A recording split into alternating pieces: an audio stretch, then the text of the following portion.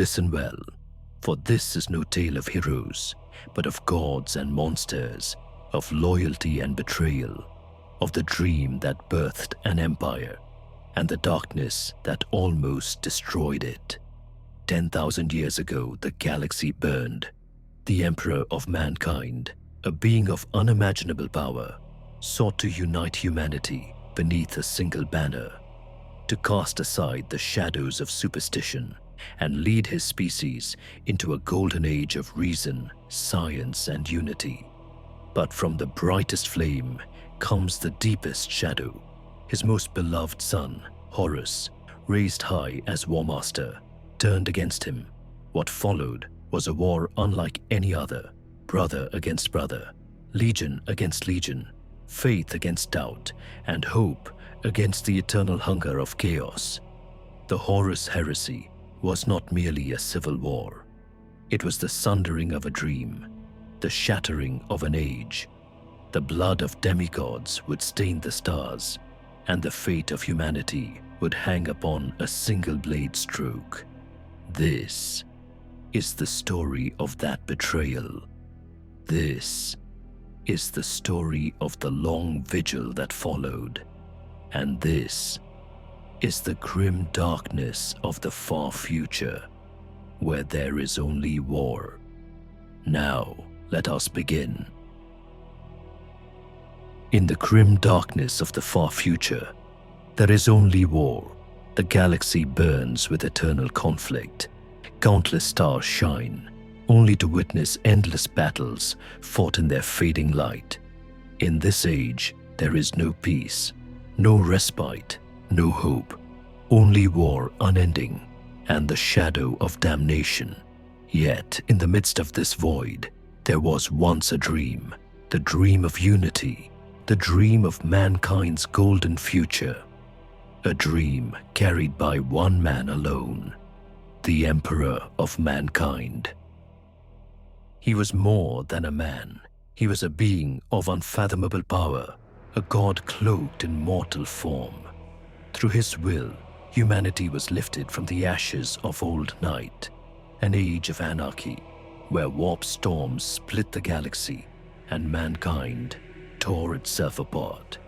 The Emperor did not promise salvation through faith, nor redemption through prayer. Instead, he offered reason, progress, and strength. His vision was simple, yet grand. A single Imperium, a galaxy united beneath his rule, freed from superstition and the chains of alien tyranny. To achieve this, he needed an army unlike any the galaxy had ever seen.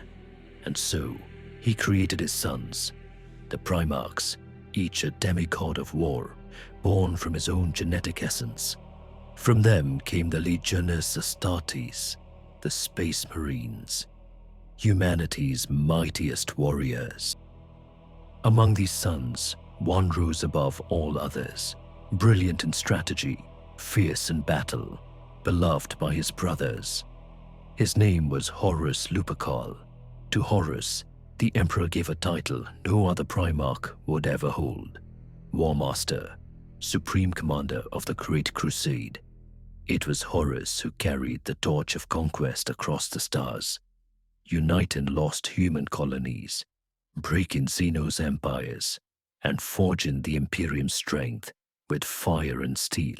The Emperor loved him more than any other, and in Horus, he saw a reflection of his own greatness. The legions adored him.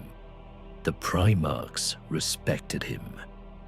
And to the common soldier, Horus was more than a commander. He was hope incarnate. Yet even in this age of triumph, shadows gathered.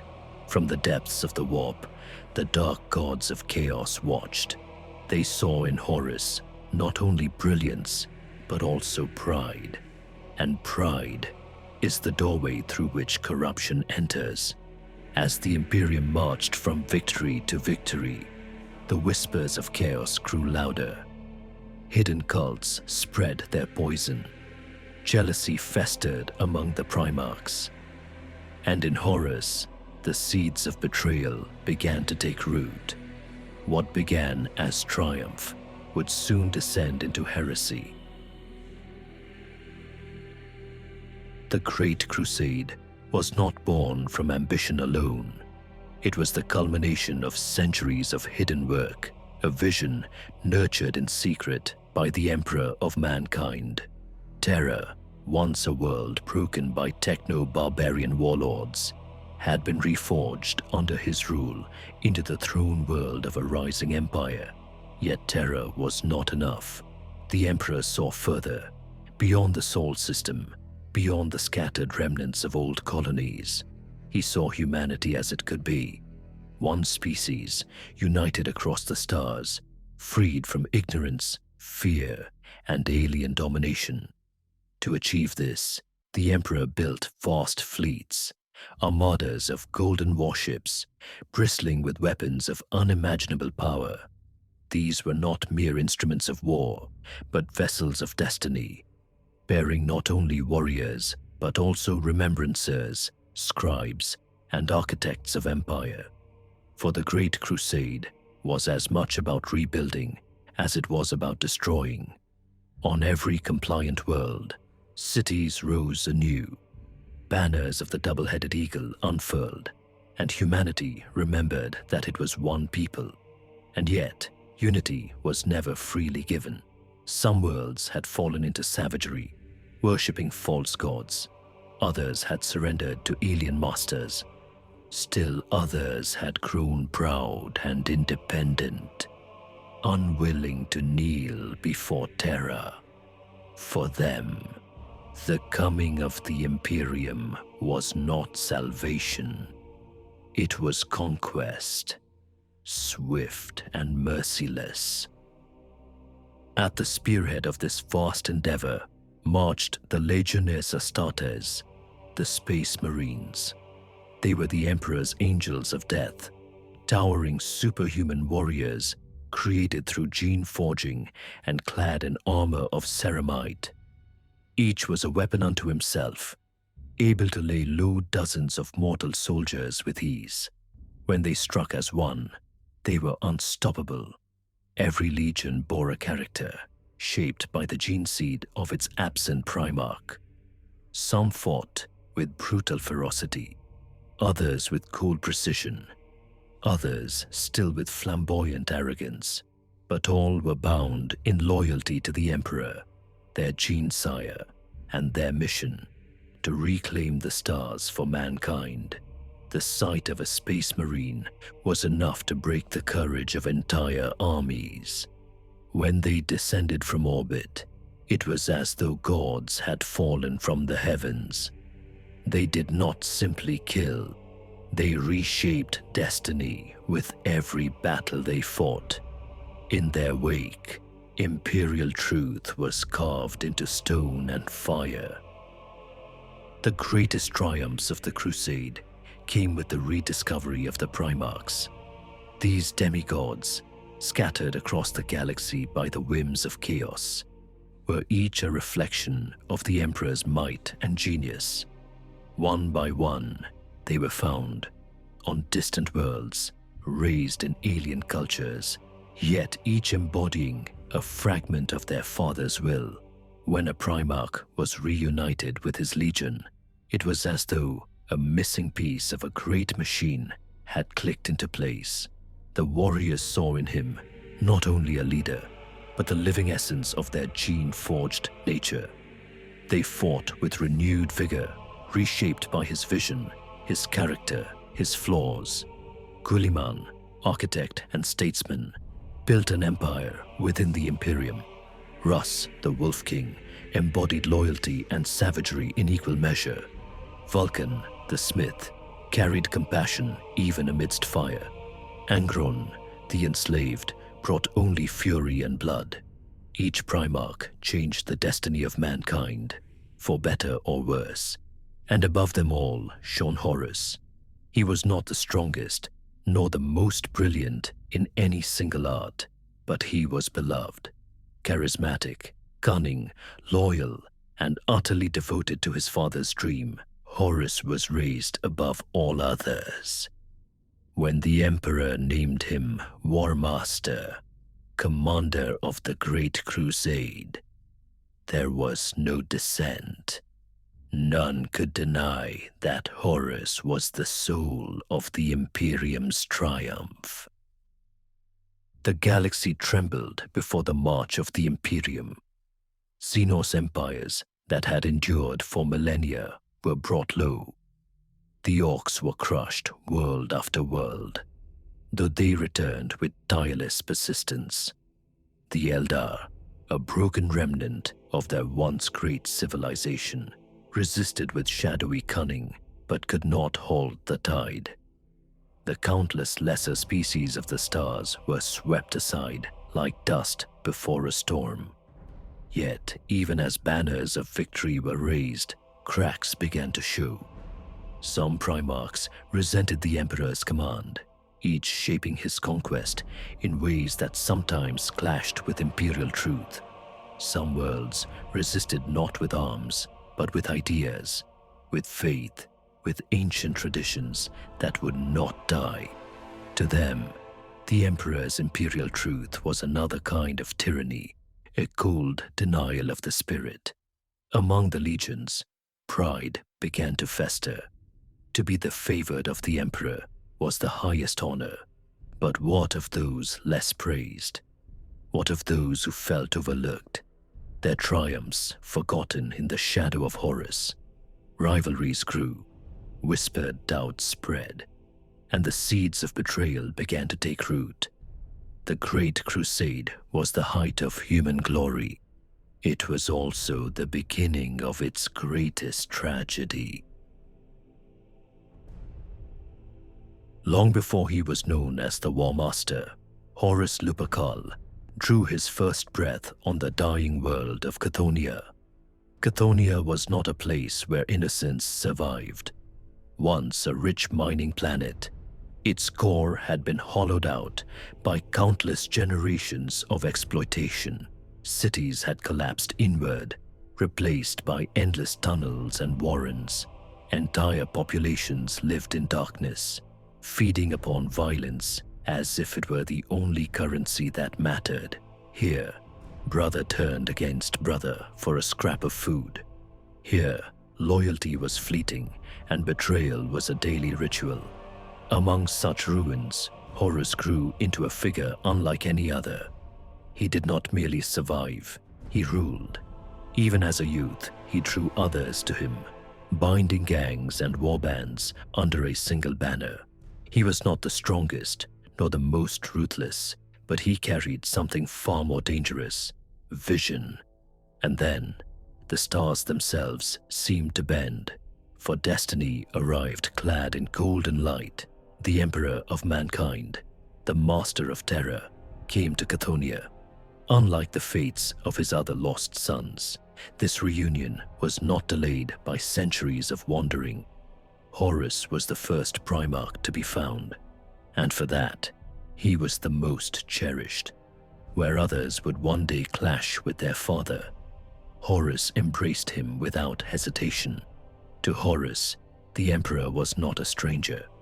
He was the fulfillment of every dream Horus had dared to believe in. With awe and pride, Horus swore his loyalty, and the Emperor, in turn, gave him something no other would ever truly possess: time. Decades of fighting side by side, father and son, as equals upon the battlefield.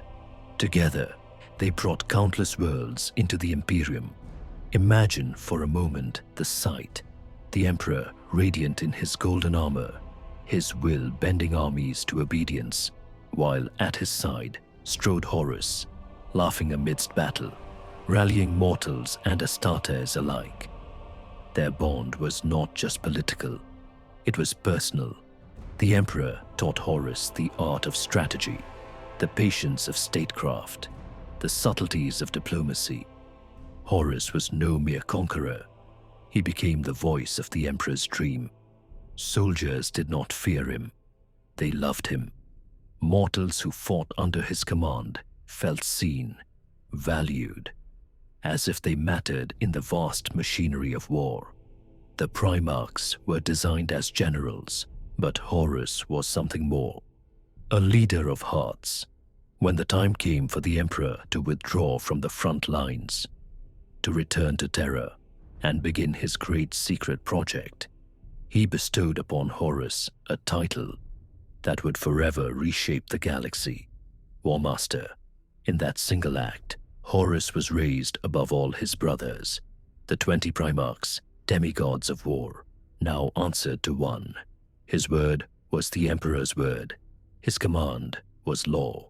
The legions erupted in celebration, for Horus had earned victory after victory, and none could deny his brilliance.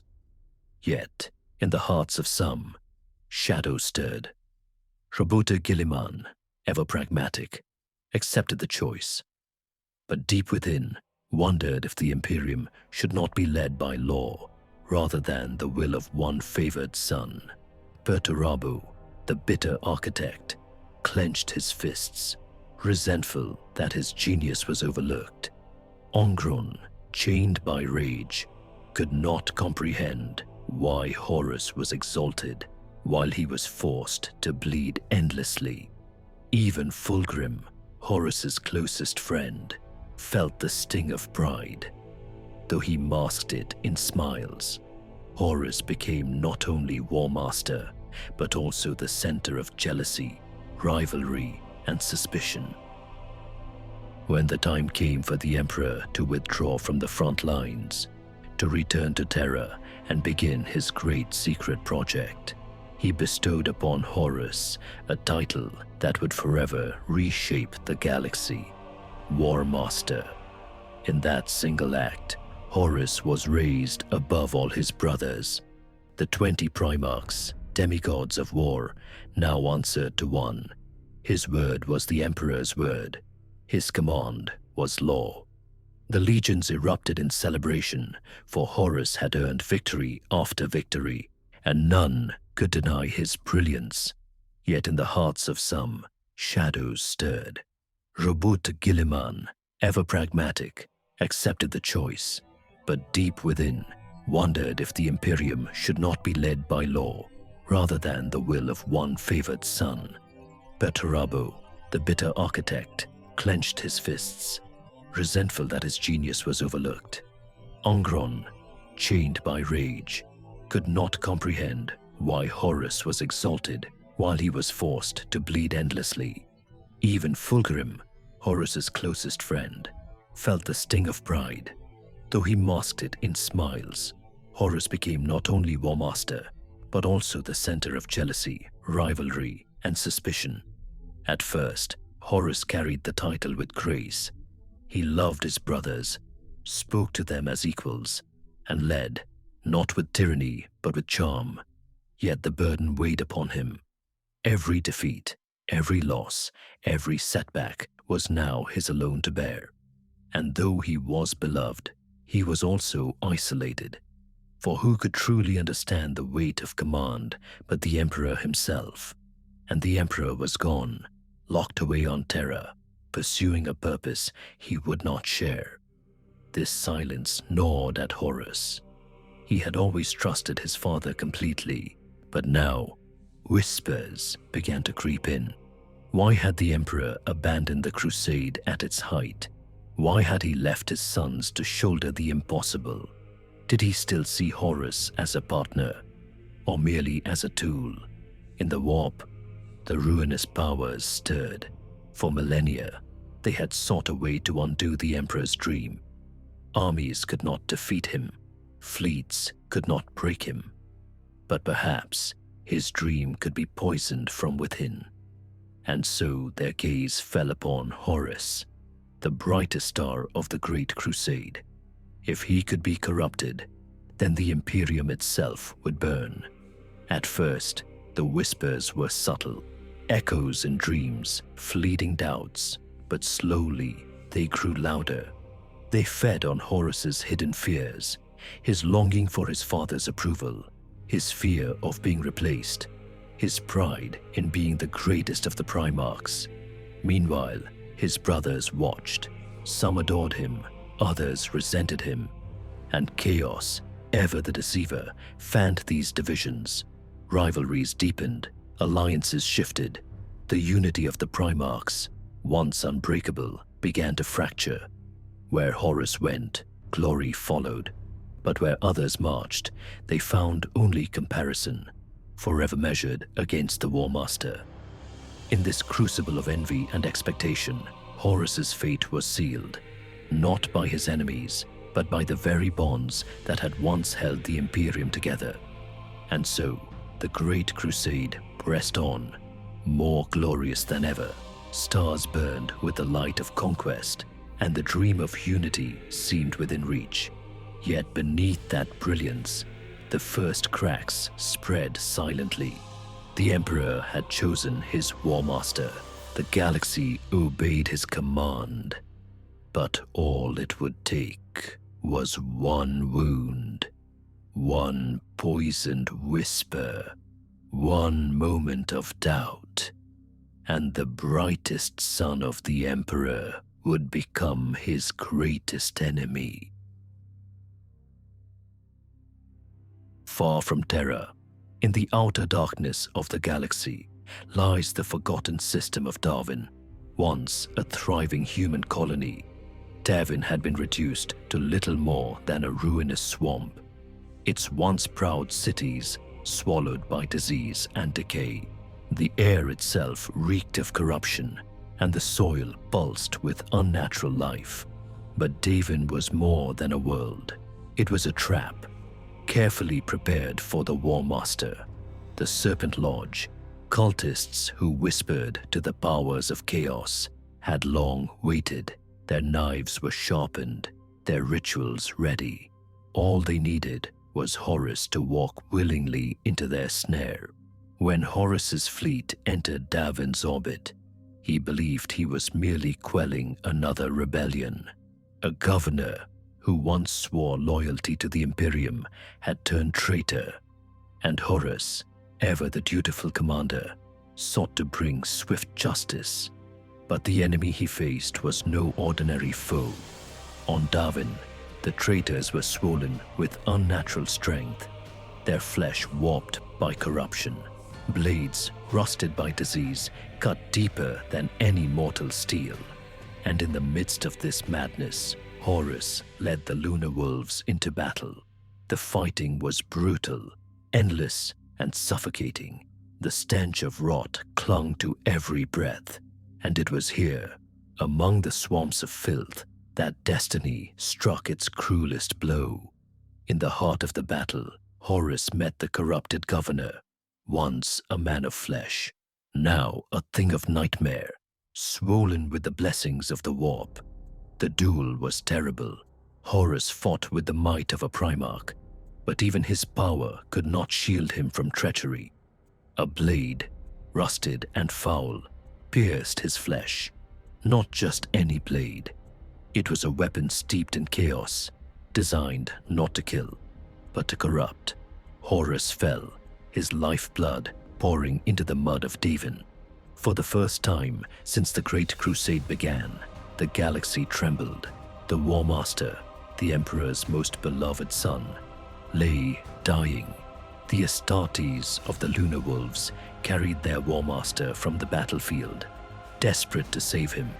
Apothecaries worked without pause, their instruments precise, their knowledge unmatched.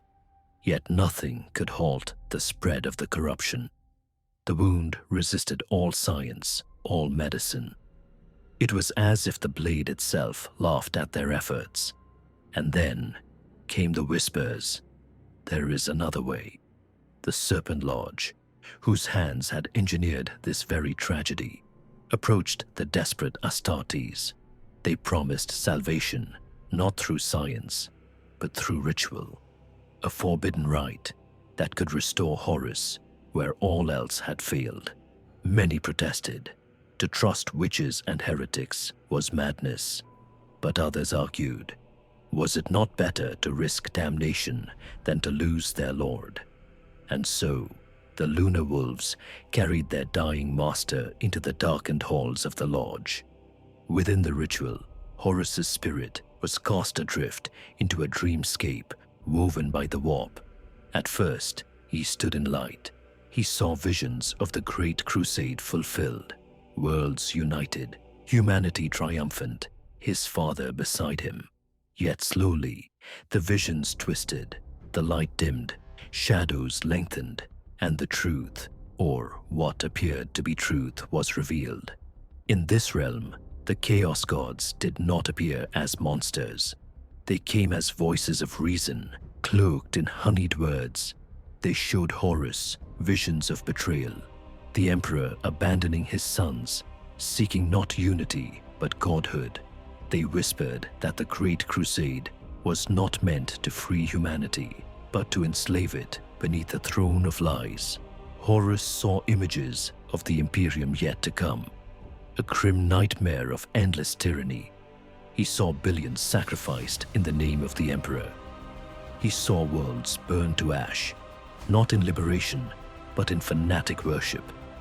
He saw his brothers kneeling, broken and chained, their legions reduced to tools of oppression.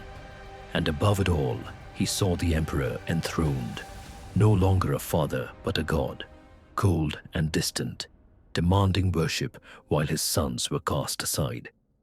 "Is this the future you fight for, Warmaster?" the voices asked. "Will you kneel forever, or will you seize your own destiny?" In the depths of his heart, Horus struggled.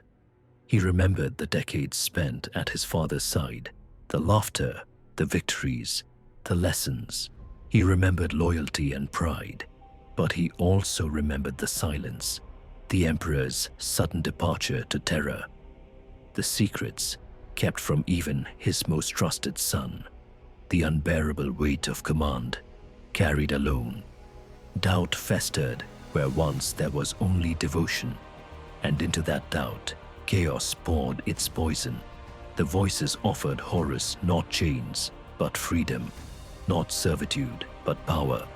They told him he could save humanity, not as a tool of the Emperor, but as its true leader. The galaxy could be his. When the ritual ended, Horus awoke. The wound was gone. His strength had returned. The Warmaster lived. But the man who rose from the altar was not the same as the one who had fallen on Davin's fields. His eyes carried a shadow that had never been there before. His heart no longer beat solely for the Emperor. To his sons, he was the same commander they adored. To his brothers, he was still the favored son. But within, Horus now carried the seed of rebellion. The greatest of the Primarchs, the beloved Warmaster, had been touched by chaos. From that day forward, every choice Horus made was tainted. He spoke still of unity, of the dream of mankind, but behind his words lay a darker purpose. He began to test the loyalties of his brothers, to listen to the whispers of forbidden allies, to imagine a galaxy not ruled by the Emperor, but by himself. On Davin, the blade had pierced more than flesh. It had pierced the bond between father and son. And the wound it left behind would tear the Imperium apart. When Horus emerged from Davin, healed and radiant, his sons rejoiced. The Lunar Wolves knelt in devotion, their faith in their Warmaster renewed. To them, the miracle of his recovery was a sign of destiny, proof that their Primarch was chosen by forces greater than even the Emperor. But beneath the cheers and banners, a shadow lingered. Horus was changed. His smile was the same, his laughter rang as before, but his words carried a subtle weight, a new sharpness. He began to speak less of the Emperor and more of mankind's destiny under his own leadership. Few noticed and fewer questioned, for to doubt Horus was to doubt the dream itself. It was among the Astartes themselves that the corruption spread fastest. For years, warrior lodges had grown in secret across many legions, brotherhoods bound not by command, but by ritual, equality, and loyalty to each other. The Emperor had forbidden such gatherings, fearing their influence, but Horus encouraged them. Within the Lunar Wolves, the Serpent Lodge became the true beating heart of the Legion. In darkened chambers, warriors swore oaths not to the Imperium, but to Horus. They bound themselves in blood and shadow, pledging to follow him wherever he led. What began as camaraderie soon became conspiracy, and Horus stood at the center of it, their godlike master cloaked in secrecy. When the Primarchs next gathered, the fracture was clear. Fulgrim, charmed by Horus's brilliance, drew ever closer to his brother, eager to bask in his glory. Angrun, raging against the chains of discipline, found in Horus an ally who whispered promises of freedom from restraint. Mortarion, who despised secrets and lies, nonetheless respected Horus's pragmatism, blind to the greater deception consuming him. Perturabo, bitter and overlooked, warmed to Horus's sympathy and subtle flattery. Others, however, remained cautious. Roboter Guilliman spoke of order and law, sensing danger in Horus's growing independence. Lehman Russ, loyal yet blunt, distrusted any who questioned the Emperor. Rogel Dorn, the Praetorian of Terror, looked upon Horus with suspicion, though he kept his silence, and so, while some turned toward him, others stood apart. But chaos needed only division, not unity. The cracks widened, and Horus fanned the flames with every word. More than any whisper, what drove Horus further from loyalty was the Emperor's silence. On Terra, the Emperor worked tirelessly on his great project, the creation of the Webway Gate, a path through the Imperium that would free humanity from the perils of warp travel. But he told no one, not Horus, not even his most trusted sons. To Horus, this secrecy was betrayal. Had they not bled for him? Had they not conquered in his name? Why then was the greatest secret of all kept hidden from the Warmaster? In the void of answers, the poison of chaos thrived. The gods whispered, "He abandons you. He lies to you. You are no son. You are a pawn." The gods of the warp did not demand Horus kneel. They offered him choice. They promised that the galaxy could be his, not as servant, but as master. No more shadows, no more secrets, no more being cast aside when the Emperor's plans no longer required him. They showed him visions of his brothers kneeling, not in chains, but in loyalty freely given. They showed him humanity rising to its true potential, not under a god, but under a leader of flesh and blood. Horus began to believe, and belief, for one such as him, was more dangerous than any weapon. From whispers came alliances. Fulgrim pledged himself first, blinded by admiration.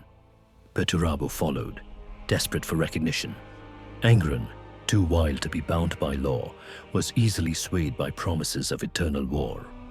Others would follow soon: Alpharius, shadowed and cunning, and Mortarion, who despised the Emperor's hypocrisy.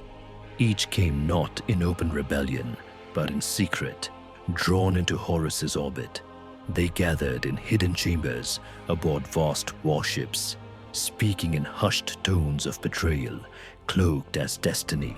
The Warmaster's hand extended across the galaxy. The seeds of rebellion had been planted, and already they began to bloom. Yet not all were swayed. Some remained steadfast. Rogel Dorn guarded Terra, ever watchful.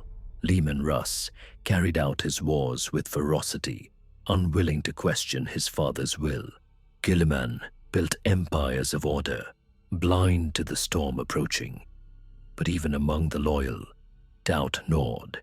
Why had the Emperor left them so long in darkness? Why did he no longer fight beside them?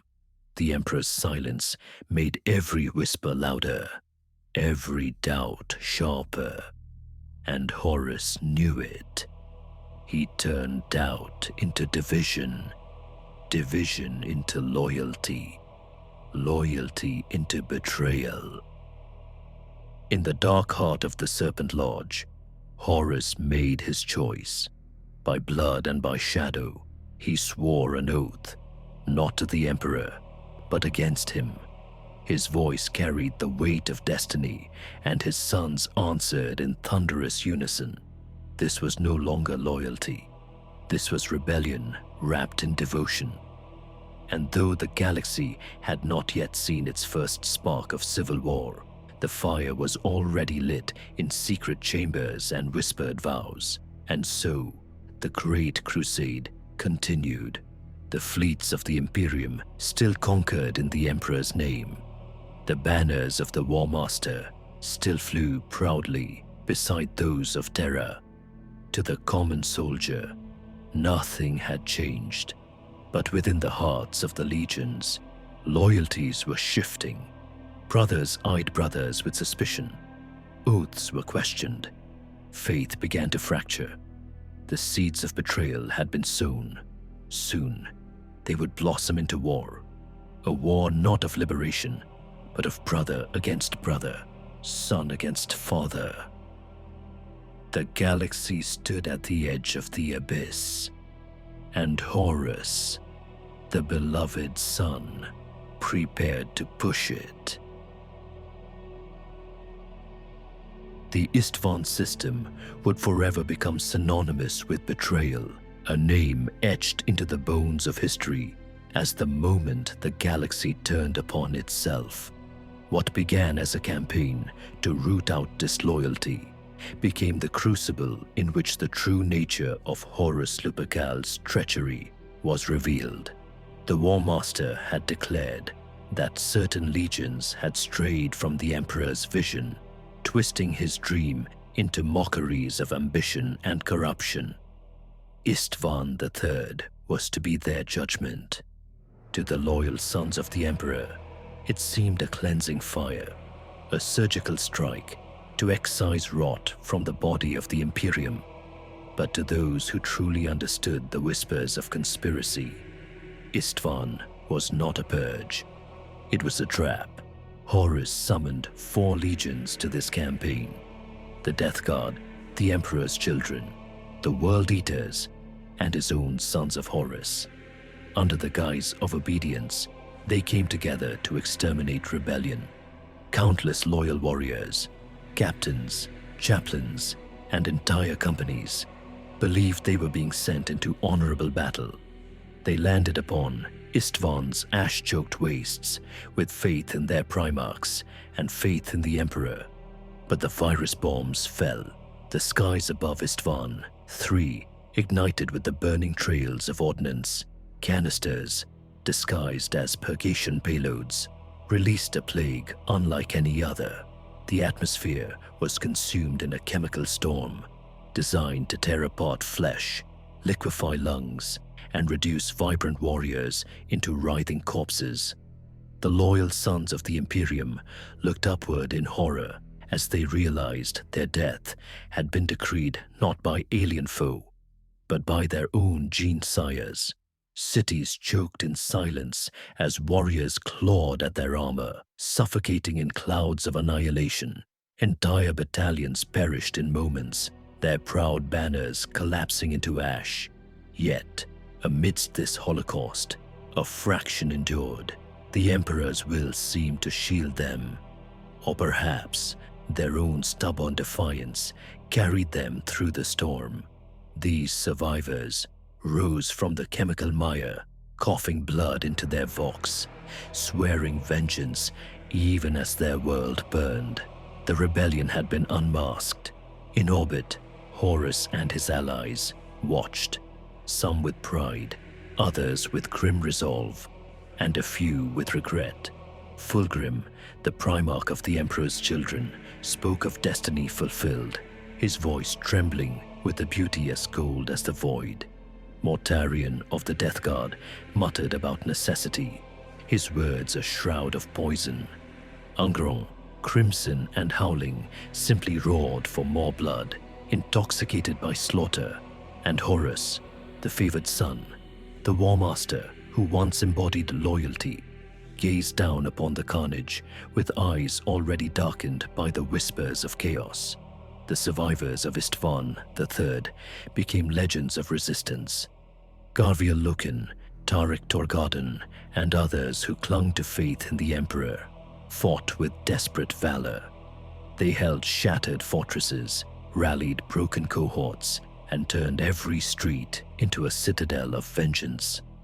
Their defiance became a wound in Horus's pride, a reminder that even betrayal could not extinguish the Emperor's light so easily. But the tide was inevitable. Against the might of entire legions, the loyalists bled slowly into dust. Istvan III was not meant to be won, it was meant to be destroyed. Every bolt shell and every scream carried the echo of a truth that now resounded across the galaxy. The Great Crusade was dead, and in its place, the Horus Heresy had begun. As the final bastions fell, as loyal warriors fought to their last breath amidst seas of flame and ruin, the air itself seemed to wail with grief. Istvan was no longer a battlefield, it was a funeral pyre, a burning altar upon which the Emperor's dream was sacrificed.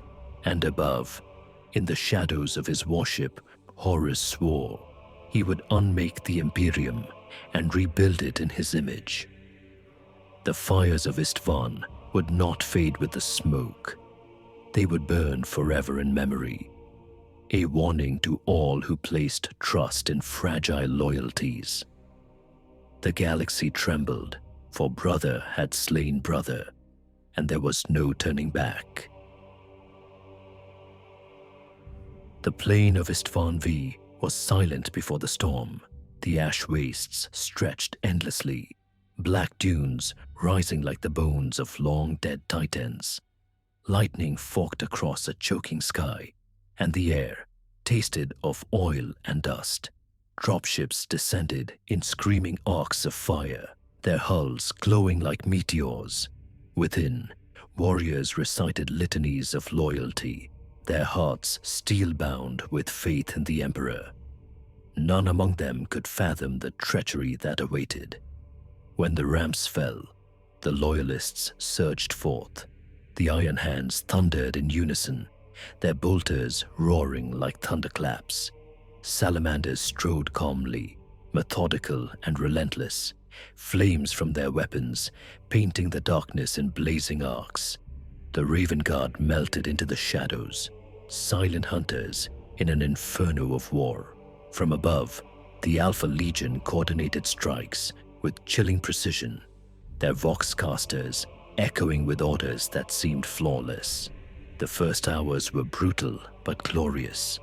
Ferrus Manus, black hair streaming, strode through the battlefield like a living engine of destruction. His hammer, forge breaker, shattered enemy plate and bone alike, every strike resounding with defiance. Vulcan fought with sorrow in his heart, his blows measured, each swing meant to protect rather than to destroy. He shouted to his sons not to revel in blood, but to remember humanity, the very humanity Horus now sought to enslave. Corvus Corax darted through the skies, his pale features grim as death itself, his talons staring into enemy lines with surgical precision. At first, hope blossomed. Loyal blades carved into the ranks of Horus legions. The traitors faltered, forced back by relentless zeal. Vox channels crackled with cries of triumph. The Warmaster bleeds. Their lines are broken. Even Ferrus Manus dared to believe that justice might triumph here, in this blasted valley. Then came the betrayal. The Alpha Legion, once striking at Horus' flank, turned. Bolters barked, but their targets were not the traitors. They were the brothers who had trusted them. Fire ripped into Iron Hands' backs. Salamanders fell in waves. Raven Guard screamed in confusion as allies became predators. And then the sky tore open. Drop pods rained down, not bearing loyal reinforcements, but fresh traitors, word-bearers, iron warriors, night lords. They struck like vultures, descending upon wounded prey. Vox channels filled with desperate shouts, voices breaking. "They've betrayed us. Emperor, preserve us." The massacre began.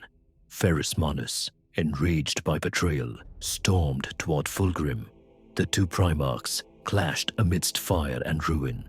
Fulgrim's blade, the accursed liar's sword, whispered promises of perfection as it sang through the air.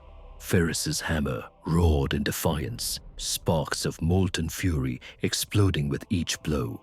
Their duel wasn't merely of steel, but of souls. Ferrus, the unbending smith, against Fulgrim, the fallen artist. Around them, the battle stilled, warriors pausing in awe as Titan struck. Elsewhere, Vulcan's salamanders were overwhelmed.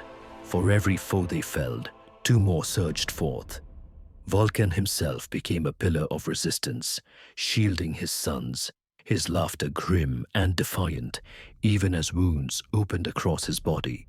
He wielded his hammer like a comet, crushing traitors with each strike. Yet despair gnawed at him as he saw his children butchered. Corax fared no better. The Raven Guard fought with discipline, vanishing into smoke, striking from the dark. But the Night Lords knew their ways. Lorga's zealots and Perturabo's siege masters hemmed them in, tightening the noose. Corax screamed into the Vox, his voice breaking with rage and grief as his sons were torn apart. His wings, once a symbol of freedom, seemed now like shackles dragging him through sorrow. The Loyalists fought on, but the trap was perfect. Their formations broke. Apothecaries were cut down as they tried to save the wounded. Tech Marines wept as the machines of war they had tended for centuries were turned against them. One Iron Hand, shattered and bleeding, screamed into his Vox, "Where is the Emperor? Why does he not come?" No answer came but static, and the sound of brothers dying. And then Fulgrim struck the final blow. His blade slid past Ferrus's guard, singing with the joy of corruption, and cleaved his brother's neck. Silence fell as the great smith toppled, head severed, eyes staring at the sky as though still searching for the father he had served. Fulgrim wept even as he killed him, his soul torn in two, but the Prince of Excess whispered soothing lies, and Fulgrim's grief curdled into ecstasy. He raised Ferrus's head high, a trophy to Horus, a symbol of loyalty slain. The field collapsed into madness. Loyalists fought desperately for survival, but they were drowning in blood. Vulcan fell, captured in chains of sorcery and steel, his body dragged into the abyss. Corax, wings torn and armor broken, fled into the night sky, his heart consumed by despair. When the guns finally fell silent, Istvan V was a graveyard. The ground was carpeted with corpses, armor broken, banners torn, weapons abandoned. The ash wastes had drunk so much blood that rivers of crimson flowed through the valleys. Above, Horus watched from the vengeful spirit, his expression calm. To him, this was more than victory. It was a proclamation. He was no longer Warmaster. He was conqueror. The Emperor's empire was his to unmake. And from Istvan, the fifth, the heresy spread like wildfire. The drop site massacre was not only the death of 3 legions, it was the death of trust, the shattering of brotherhood, and the beginning of mankind's darkest age. For those who survived, there would be no peace, no forgetting. Only the endless echo of betrayal. The ashes of Istvan V had barely settled when the galaxy itself seemed to fracture. What had once been a war for justice now became a war for survival. And the Imperium, built upon dreams of unity, shuddered under the weight of betrayal. The survivors of the massacre were few. Broken shards of once proud legions drifted through the void like wounded animals, their fleets scattered, their voices heavy with grief. For the salamanders, hope lay buried beneath endless lists of the dead. For the Raven Guard, despair cloaked them more heavily than their black armor. And for the Iron Hands, loyalty curdled into bitterness, their Primarch's death haunting every moment. Corvus Corax led what remained of the Raven Guard into hiding, his heart crushed by the screams of Istvan. His wings bore the blood of his slain sons, and his every word was heavy with guilt. To him, the massacre was not only betrayal, it was personal failure. I brought them to their deaths, he whispered in private, though his warriors never heard. The salamanders, leaderless with Vulcan's disappearance, struggled to hold themselves together. Many refused to believe their Primarch was truly gone, whispering that he yet lived, unkillable, awaiting the day he would return. These whispers became a fragile hope, a flame in the dark. Without it, despair might have consumed them. The Iron Hands were perhaps the most broken of all. Their Primarch, Ferrus Manus, lay slain at Fulgrim's hand. His death left scars deeper than steel. Where once they had sought perfection through the union of flesh and machine, now they sought only vengeance. Ferrus's headless body had become a symbol, not of martyrdom, but of failure. His sons swore to repay blood with blood, their sorrow twisted into cold hatred. Across the void, Horus watched and smiled. The massacre had not only destroyed 3 loyal legions, it had broken the Imperium's spirit.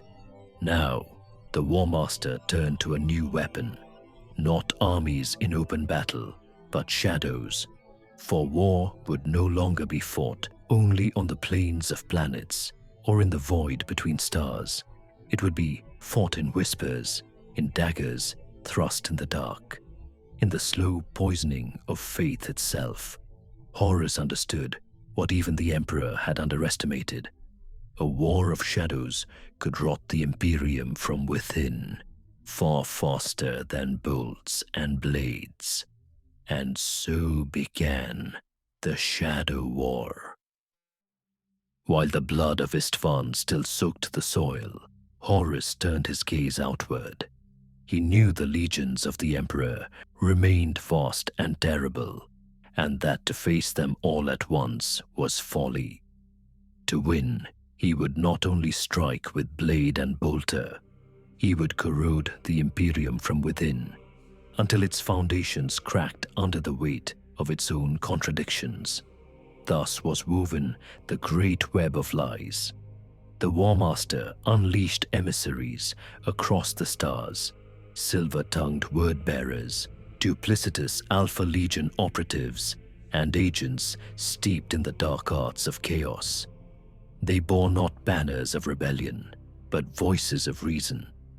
They whispered to planetary governors, "Why should Terra's distant emperor demand your blood and taxes while giving nothing in return?" They tempted nobles with visions of power, promising them dominion if they sided with Horus. They fed fear into common soldiers, whispering that loyalty was death and rebellion survival.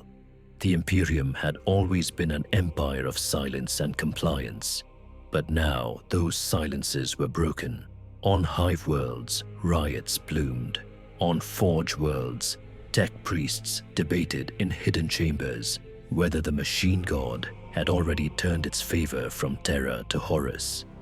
On distant colonies, Vox traffic carried false orders, sowing confusion. Loyalists found themselves arriving on battlefields, only to realize their foes had been warned days before. The Alpha Legion proved especially insidious. Their operatives infiltrated communication relays, rewrote Imperial commands, and seeded false intelligence so carefully that even the most vigilant commanders began to question their own orders. Armies marched to the wrong systems, fleets arrived too late, and brothers turned their guns upon one another in tragic misunderstandings. For the Imperium, the war was no longer clear lines of black and white. It was a fog of treachery. On some worlds, Horus did not need to fight at all. Propaganda alone toppled regimes. Voxcasters blared with speeches claiming Horus fought not against humanity, but for it. The Emperor has abandoned you, the voices cried. But Horus fights for freedom, for justice, for mankind's right to choose its destiny. For many, weary of endless wars fought in the Emperor's name, these words rang truer than the distant commands of terror. Meanwhile, assassins and saboteurs bled the Imperium dry. Loyalist supply lines burned. Star fortresses meant to hold entire sectors against rebellion were crippled from within. In one infamous act, an Alpha Legion sleeper agent destroyed a fleet's navigators guild, stranding dozens of warships in the void, helpless as traitor fleets closed in. Perhaps most dangerous of all was the corruption of faith itself. The word bearers, masters of worship and deceit, spread their dark creed beneath the mask of piety. Shrines once built to honor the Emperor were repurposed, their prayers subtly altered until worshippers no longer praised the master of mankind, but the ruinous powers in disguise.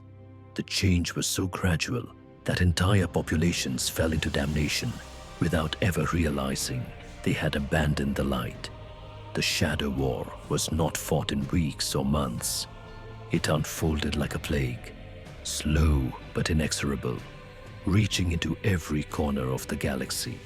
For every battle won by the Emperor's forces, 10 victories were stolen in silence by Horus' web of lies. Across the Imperium, commanders sent pleas to Terra for guidance, but the Emperor was silent, still locked upon the Golden Throne, his mind consumed by the secret work of the Webway project. To many, his silence was betrayal. To Horus, it was opportunity. And so the galaxy burned not only with fire, but with doubt. The Imperium had faced rebellions before, yet never like this. This was not a single warlord rising against Terra, nor a Xenos invasion from beyond the stars. This was wrought from within, the very marrow of humanity turning against itself. The heresy was no longer confined to the blasted plains of Istvan. It had become a shadow stretching across the stars, and no world, no soul was beyond its reach. From the ashes of Istvan V, the survivors carried not victory, but scars. Their fleets limped through the void, battered and broken, carrying fragments of once mighty legions.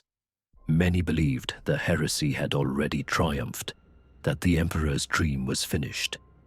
Yet, even in despair, embers of defiance smoldered. The Raven Guard were among the first to rally. Corvus Corax, gaunt and hollow-eyed, returned to his fortress monastery on deliverance.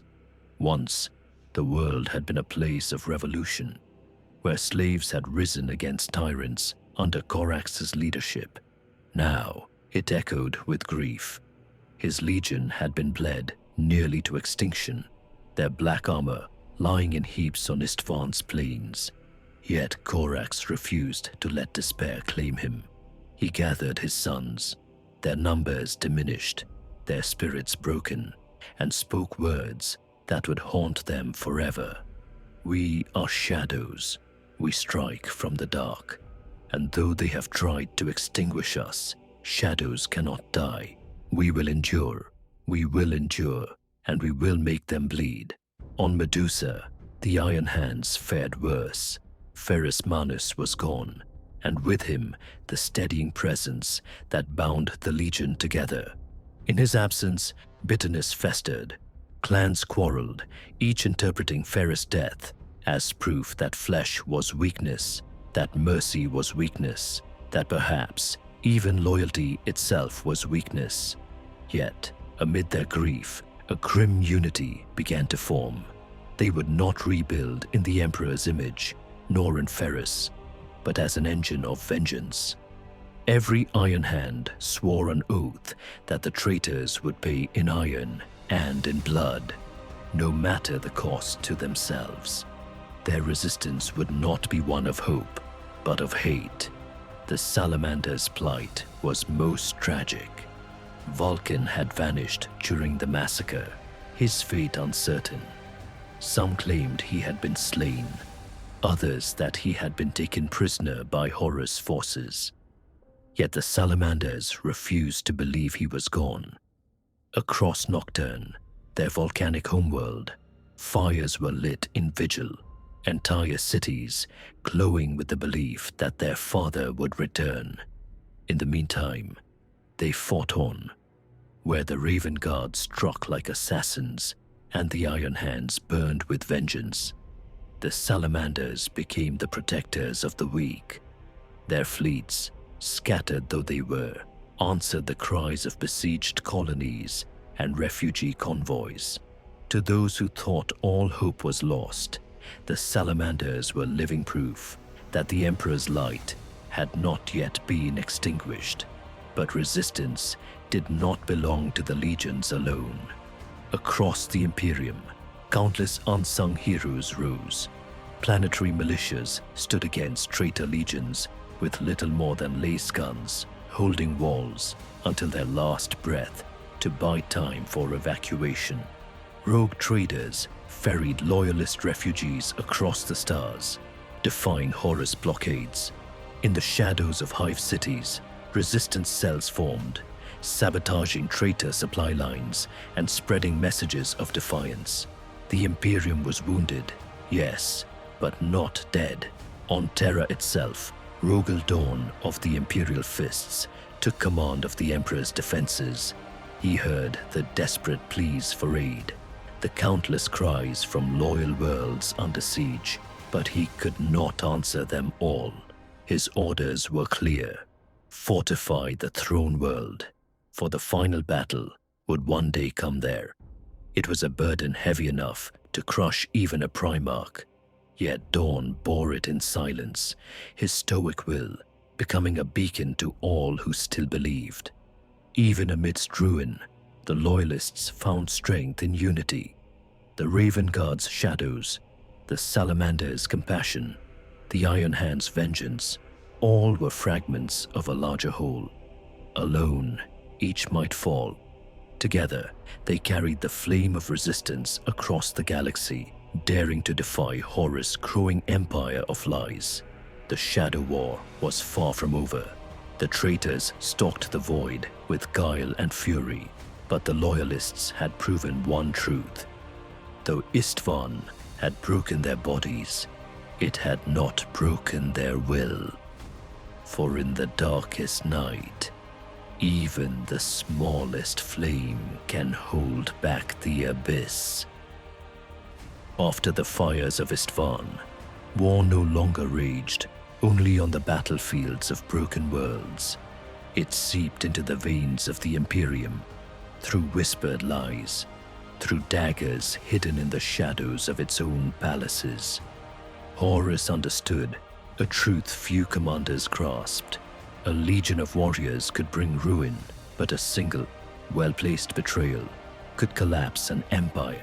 Thus, his war was fought not only with bolters and void ships, but also with spies, assassins, and the poisoned loyalty of men and women in positions of power. On Terra, whispers spread. Officials vanished without explanation. Psychers spoke of nightmares that seemed not their own.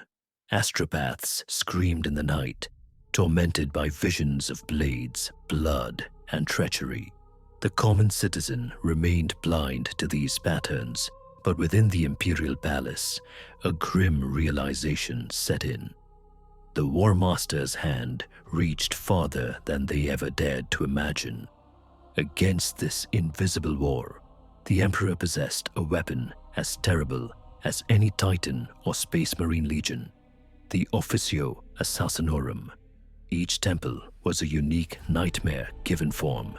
Vindicare Temple, cold-eyed snipers, capable of collapsing a dynasty with a single bullet. Kaleidus Temple, masters of deception, slipping into the guise of anyone, friend, lover, or trusted commander, before striking. Eversor Temple, berserk killers, unleashed as living bombs of violence, annihilating entire populations in a frenzy of bloodshed. Culexus Temple, dreaded blanks, living voids who could snuff out the powers of the warp and reduce mighty sorcerers to cowering wrecks. Yet, for all their perfection, even these assassins were not immune to corruption. Horus' promises reached into the darkest corners, and some within the temples were turned. A Kaleidus might wear a loyalist's face, yet whisper secrets to the Warmaster. A Vindicare's rifle might be aimed not at the traitor, but at the Emperor's own generals. The greatest tool of the Imperium became a double-edged sword. The most terrifying weapon of the rebellion was not a warship or demon, but the traitor hidden among the loyal. Horus planted seeds of treachery everywhere. Administrators, planetary governors, fleet officers, many were bought, seduced, or broken to his will. Even among the Emperor's most secret guardians, betrayal took root.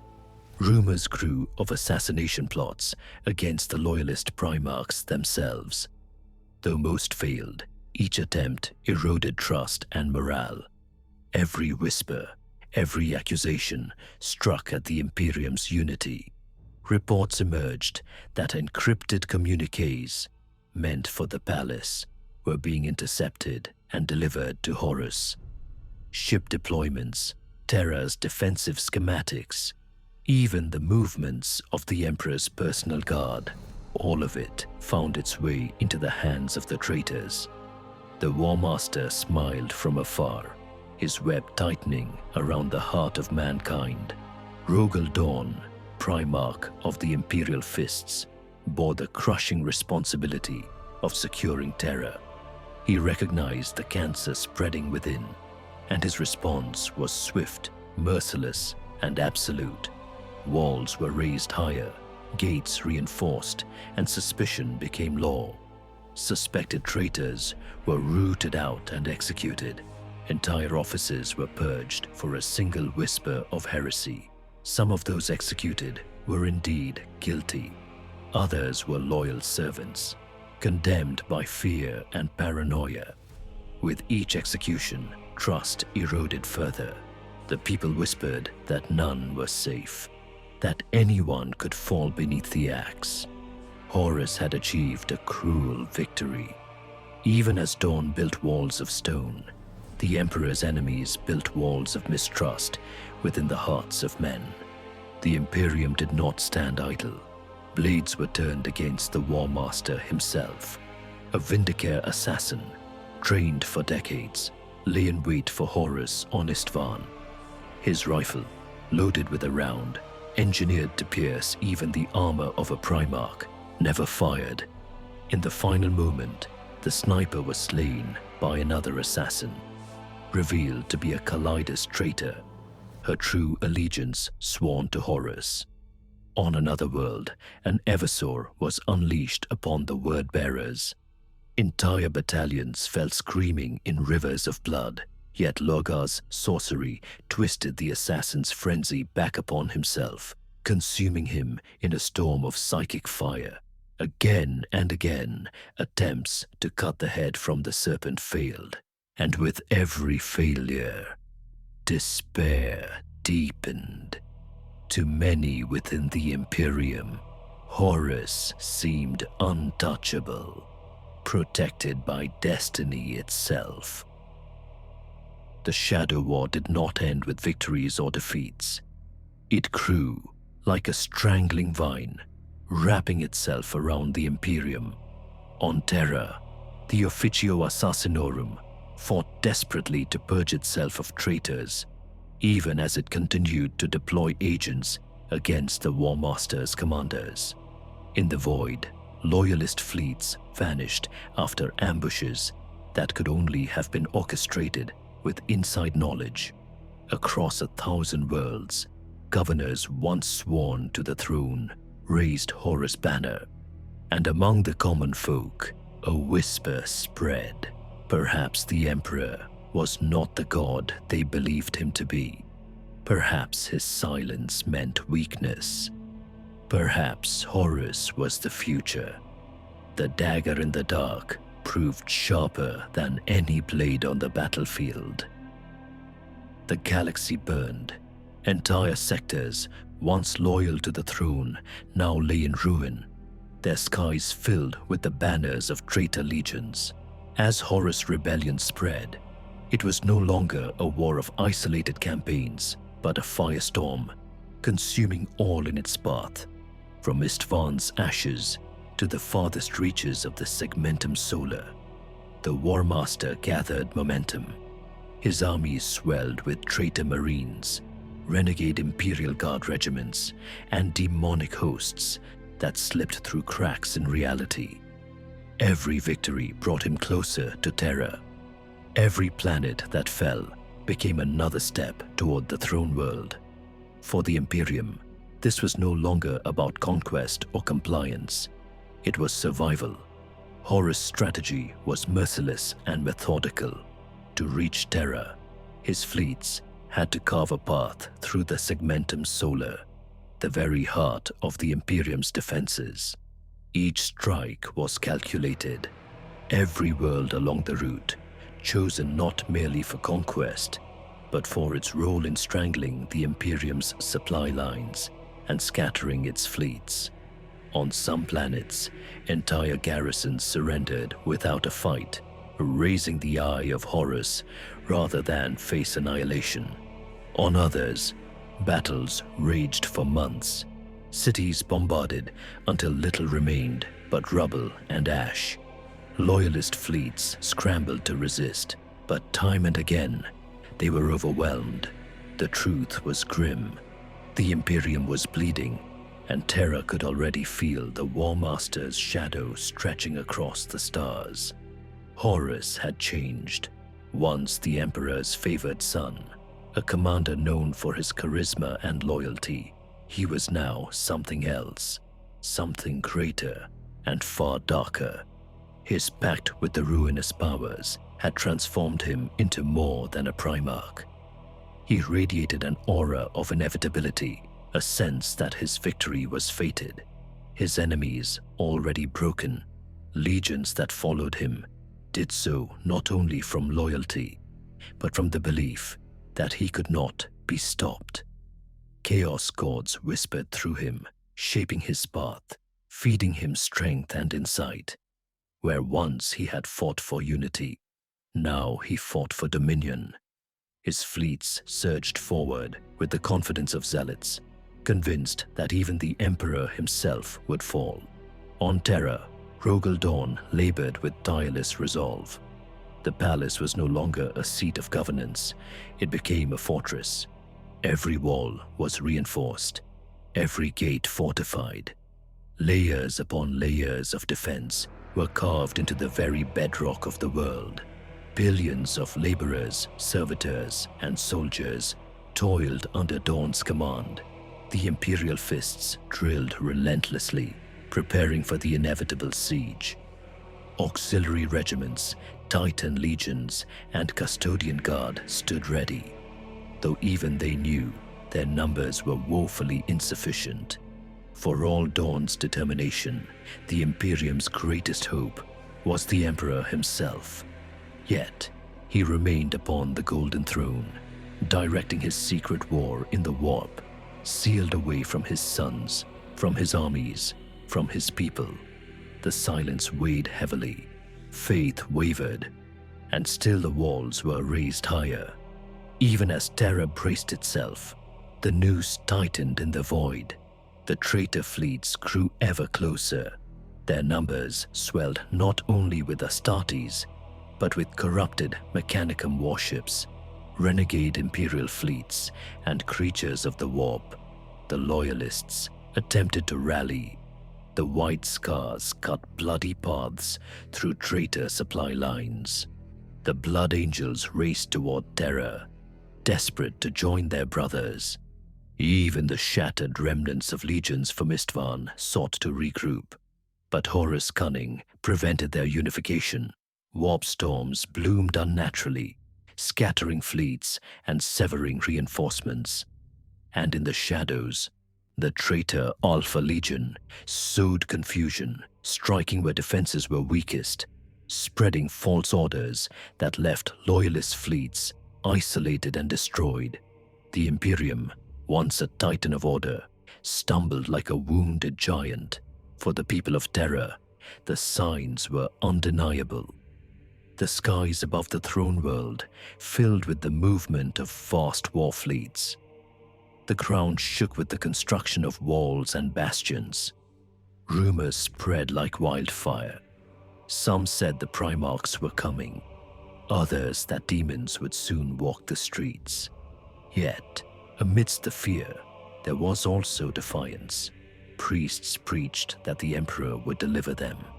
Soldiers took oaths upon the Aquila, swearing to die before surrender. Families dug trenches, carried stones, and labored to reinforce the palace walls. Everyone, from the highest noble to the lowest serf, understood the same truth. Terror was the endgame. As the traitor fleets drew near, time itself seemed to slow. Every moment carried unbearable weight, every hour a drumbeat toward apocalypse. In the void, scouts brought back the same report again and again. The Warmaster's armada was closing in, vast beyond comprehension, a tide of steel and fire. Horus was coming, the Emperor's greatest son, twisted into his greatest foe, would soon stand at the gates of humanity's cradle. And so, the stage was set. The siege of Terra would begin. The silence of space shattered as Horus' armada arrived at the edge of the Sol system. A tide of warships blotted out the stars, battleships adorned with the sigils of traitor legions, vessels warped and twisted by the touch of chaos, engines burning with unnatural flame. For weeks, perhaps months, Terra had waited. Now, there could be no more doubt. The final battle had come. Vox relays crackled with the same message, repeated across every bastion and watchtower. The Warmaster is here. The sheer scale of the fleet dwarfed imagination. Sons of Horus, World Eaters, Death Guard, Emperor's children, all stood ready to bring their father's empire to ash.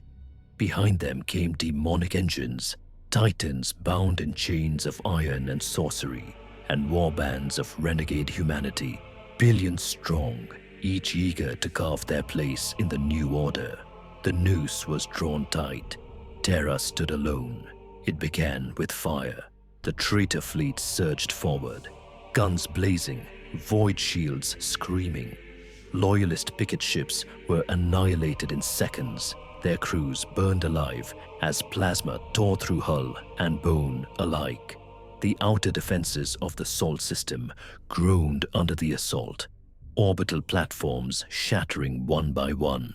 Yet, even in the face of annihilation, the defenders fought with ferocity, Born of desperation, Imperial Navy squadrons launched suicidal counterattacks, ramming traitor cruisers, detonating their reactor cores in brilliant, terrible blossoms of fire. Every sacrifice bought precious moments, every death a heartbeat longer for terror to prepare. From the ramparts of the Imperial Palace, Rogel Dawn watched the storm descend.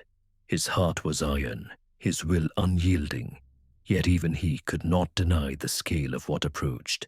Entire legions, his brothers, once comrades in arms, now marched under the banner of the Eye of Horus. Every decision weighed upon him: where to allocate men, where to hold, when to retreat. The palace itself had been turned into a labyrinth of defenses, trenchworks, bastions, kill zones layered one upon the other. Still, he knew, walls alone would not save them. When his sons asked him what hope remained, Dawn answered simply, "Our hope is duty. Nothing more, nothing less." The skies above Terra erupted in flame. Orbital bombardments rained down upon the outer districts of the throne world. Entire hive cities vaporized in seconds. Billions died in the opening salvo, their screams lost in the roar of collapsing continents. But the bombardment was not without strategy. Horus aimed not to destroy Terra outright, but to bleed it, to terrorize its defenders, and to shatter morale before the first Marine even set foot upon its soil. The planet burned, yet the palace still stood, a defiant spear rising above the ash. Within the walls, the Adeptus Custodes marched in silence, their golden armor gleaming even in the dim light of war. Alongside them, the Sisters of Silence prepared, their null auras a weapon against the sorcery sure to come. Mortal soldiers drilled ceaselessly, ready to die by the millions if need be. Then came the landings. Drop pods streaked through the atmosphere like falling stars, entire legions descending upon Terra's surface. The first to touch soil were the Sons of Horus, followed by the howling World Eaters, their war cries shaking the foundations of ancient cities. The Death Guard spread like a plague, choking the air with toxins, while the Emperor's children reveled in their twisted symphony of excess. The earth itself seemed to tremble beneath the weight of their arrival. From orbit to the ground, the war had come home, and the defenders of Terra met them with fire and steel. Trenches became rivers of blood. Artillery roared without pause. Titans strode across the plains, their cannons tearing traitor engines apart in incandescent fury. Still, for every traitor that fell, 10 more clawed their way from the drop pods. The tide could not be stopped. It could only be delayed. Amidst this apocalypse, the ordinary people of Terra endured horrors unimaginable. Entire districts were converted into fortresses. Families were conscripted en masse. Children and elders, alike given less guns and flak armor. Civilians became soldiers, their blood joining that of the Imperial army in defense of the throne. Priests bellowed sermons over the thunder of bombardment, promising salvation through sacrifice. Some turned to madness, worshipping chaos in secret corners, hoping to buy mercy from the approaching gods of the warp. Others clung stubbornly to faith in the Emperor, carving his sigil into their flesh as proof of devotion. Every street became a battlefield. Every life became a weapon. Despite all their courage, the defenders of Terra knew the truth. The enemy was endless. The skies swarmed with traitor ships. The ground quaked beneath the march of corrupted titans. Demons whispered at the edge of perception, waiting to burst forth from the shadows. and looming above all, the Warmaster himself, Horus, once the Emperor's most beloved son, now his most implacable foe. From the bridge of his flagship, the vengeful spirit, he watched terror with cold, calculating eyes. This was no longer rebellion, no longer heresy. It was the twilight of mankind. Thus, the siege of Terra began, not with a single battle, but with a storm of unending violence. The gates of the palace were tested. The walls groaned beneath bombardment. Loyalist fleets bled in the skies above, even as traitor banners were planted in the soil below. There would be no retreat, no surrender, no escape. The throne world was the final battlefield of the Great Crusade. Humanity itself would be decided here, in fire and ruin, at the edge of annihilation. And so, as the first day of the siege bled into night, the drums of war thundered without cease. Terra stood, battered but unbroken. For now, the endgame had arrived. The galaxy burned, from the ashes of Istvan to the fractured stars of Ultramar. The Imperium bled with wounds deeper than any it had ever known. Horus had unleashed not only the power of the traitor legions, but also the corruption of the warp itself. Demons stalked mortal worlds, cults whispered in the shadows, and entire systems pledged their loyalty to the Warmaster's dark promise. And yet, hope endured, not in the thunder of armies, nor in the silence of treaties, but in the resilience of those who still dared to believe in the Emperor. On Terra, the Emperor remained upon his golden throne, his mind stretched across the tides of the Imperium. He labored without pause, sealing the Webway project, binding the psychic wards that held demonic invasion at bay. Though his body never left the throne room, his presence was felt like a blazing star across the warp. Many whispered that he was fading, sacrificing his essence for the coming storm. Others claimed that his silence was not weakness, but resolve, that he was shaping the final battlefield where mankind's destiny would be decided. The custodian guard, ever vigilant, stood as his shining shield. Their golden armor gleamed in the darkened halls of the Imperial Palace, a reminder that Terra was not yet lost. Though scattered and broken, the loyalist legions answered the call. Robote Guilliman fought to hold Ultramar together, not merely as a realm of stability, but as a bulwark against the storm.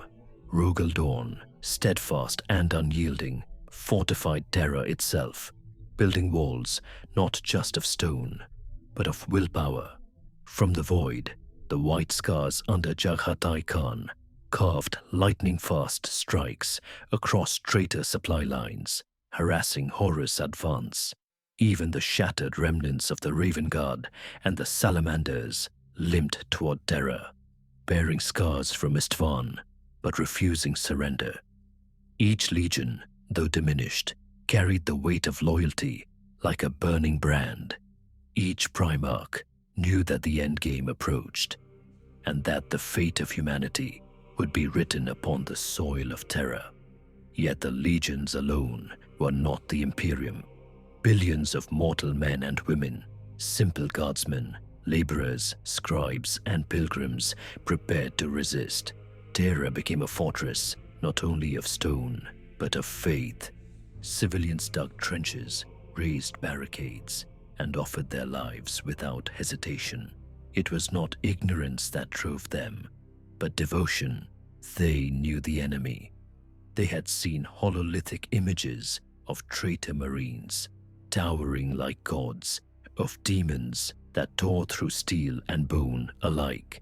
And still, they took up arms for the Emperor, for Terra, for humanity. In the void beyond the Sol system, Horus gathered his armada. It was a fleet so vast that no star could pierce its shadow. The traitor legions came not as scattered warbands, but as a united hammer ready to crush the throne of mankind. World Eaters howled for blood. Death Guards spread plagues across the stars. The sons of Horus burned with their father's fury.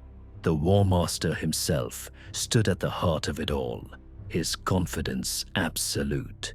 He believed terror would fall, that the Emperor's light would gutter out, and that the galaxy would kneel before chaos. But in the shadows of his certainty, doubt lingered. For Horus had seen the Emperor's gaze, even across the battlefield of Istvan, and he knew to kill the father would require more than armies. It would require the breaking of hope itself. In the void beyond the Sol system, Horus gathered his armada.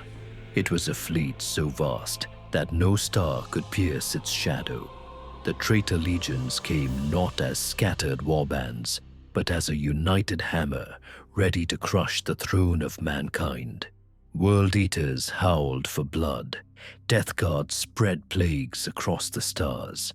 The sons of Horus burned with their father's fury.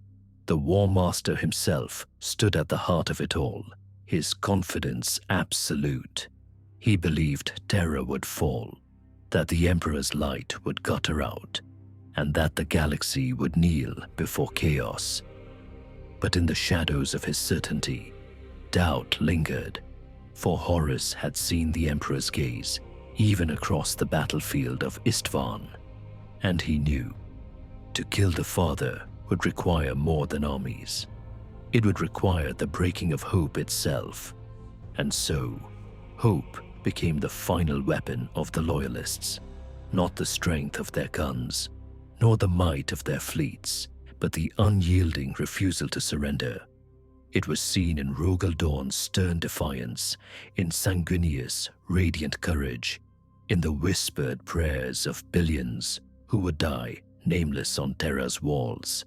The Emperor himself embodied this hope, not through words, for he spoke none, but through the weight of his sacrifice. Every moment on the throne drained him, but he endured, because if he fell, mankind fell. The Shadow War was not yet the end. It was the gathering storm, the silent prologue before the greatest siege in history. And as the traitor fleet bore down upon Terra, all knew that the next chapter would be written in fire, blood, and legend. The galaxy trembled. The stars themselves seemed to hold their breath. And upon the throne of Terra, the Emperor prepared for the final battle. The void beyond the Sol system burned with unnatural light. Where once the heavens glittered with stars, now came a storm of warships, an armada so vast that its shadows swallowed the constellations. Horus had come.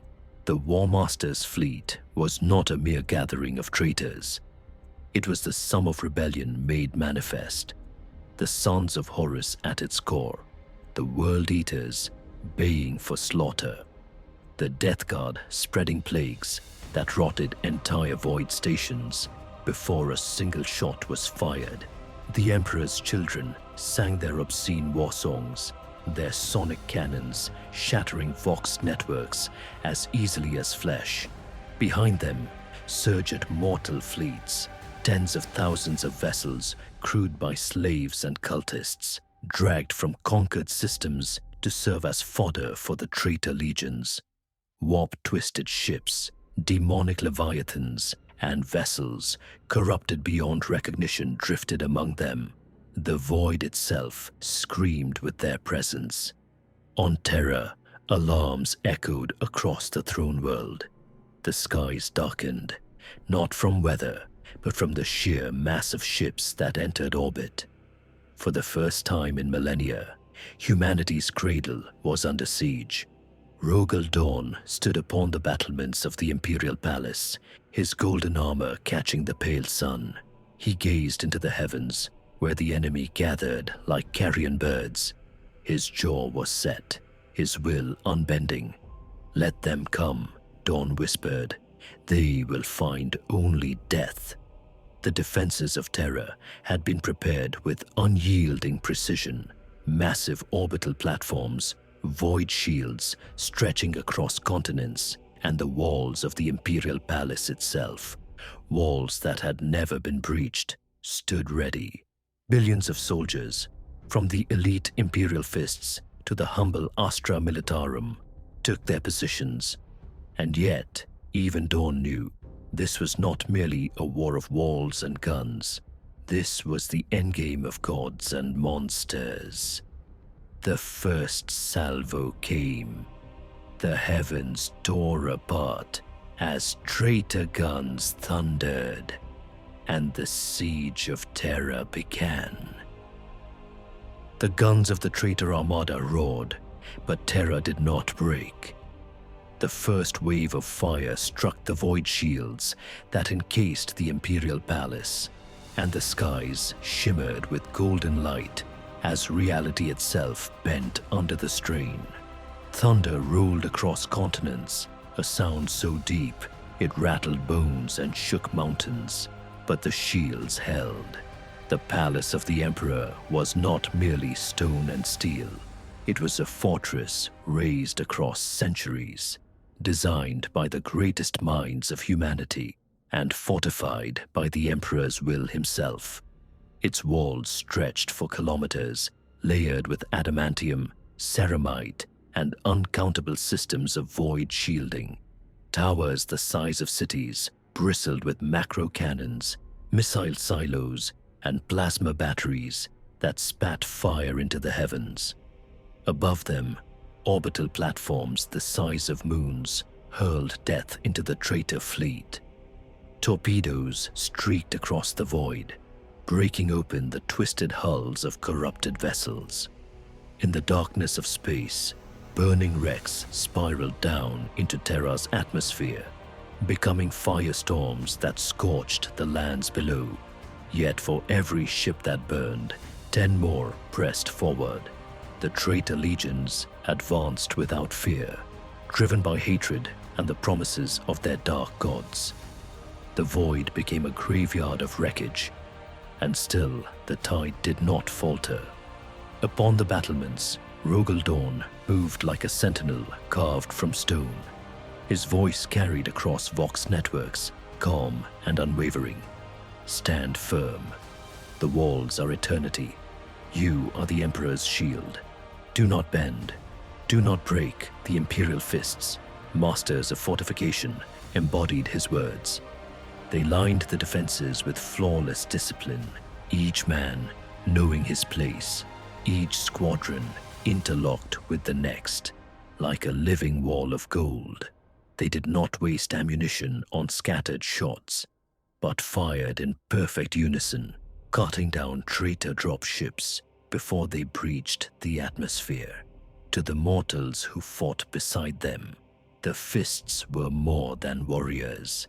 They were hope incarnate, where a guardsman might falter at the sight of an oncoming demon engine.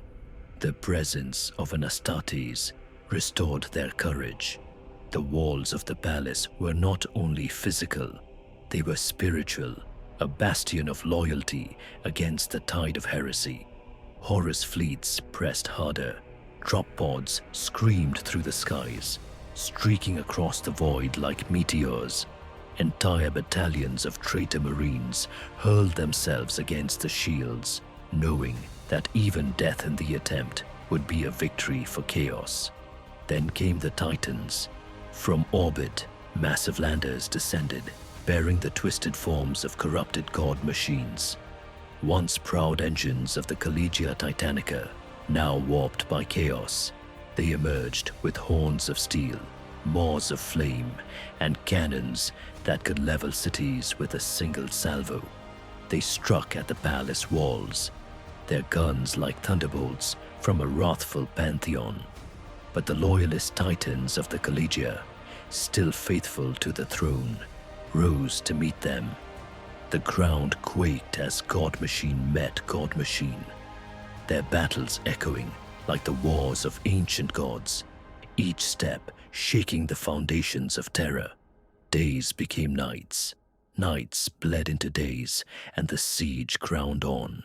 The walls of the palace did not fall, though they shook with every strike. Blood pooled in trenches, smoke choked the skies, and the air was filled with the endless thunder of war. Still, Dawn's words held true. The walls were eternity. For every breach, the defenders rebuilt. For every assault, the loyalists repelled. The traitors had come to break terror, but they found themselves thrown against a fortress that did not yield. And in the heart of the palace, beneath the shadows of eternity, the Emperor himself remained silent, watching, waiting. The greatest storm in history had only just begun. Among the walls of eternity, one figure shone brighter than all others. He was the angel of Baal, Sanguinius, son of the Emperor, lord of the Blood Angels. Where Rogel Dorn was stone and iron, Sanguinius was light and fire. His golden wings spread wide upon the battlements, his sword gleaming with the radiance of a sun. To the weary and the broken, he was hope made flesh. To the traitors, he was terror incarnate. Wherever Sanguinius walked, silence followed. Even the roar of artillery seemed muted by his aura, as if the galaxy itself paused to acknowledge his presence. Mortal soldiers, who had been moments from despair, found themselves rising again, their hands steady, their courage renewed. For Sanguinius carried not only his sword, but his vision, the foresight of doom he had borne since Baal. He knew the darkness awaiting them, the tragedies yet to unfold, and still he smiled. His faith in humanity, in his father, in his brothers who yet lived. This was his weapon, as much as blade or wing. The fiercest assaults came against the Lion's Gate, one of the great entrances to the Imperial Palace. Here, Horus sent his most relentless warriors, world eaters clad in blood, death guard reeking of plague, sons of Horus thundering forward like a tidal wave of hatred. Sanguinius led the defense. He descended upon the traitors like a falling star, his wings cutting through smoke, his blade striking faster than thought. Entire squads of traitor Astartes fell before him, their war cries cut short by the brilliance of his wrath. To the World Eaters, he was a rival berserker who outshone their rage. To the Death Guard, he was incorruptible purity, against which their rot festered uselessly. To the Sons of Horus, he was a reminder of all they had lost, the nobility they had abandoned in their betrayal. At the Lion's Gate, the angel stood unbroken. His presence alone turned the tide, driving back forces that should have shattered the defenses. But Sanguinius was more than a weapon. He was a savior. When void shield generators failed and civilians rushed to repair them under fire, it was the angel who swooped down, scattering traitor fire long enough for the work to be done. When guardsmen fell beneath the talons of demon engines, Sanguinius struck those abominations from the skies with a single blow. He fought not above his soldiers, but among them, bleeding beside them, sharing in their struggle. His armor cracked, his wings tattered, yet still he rose, again and again.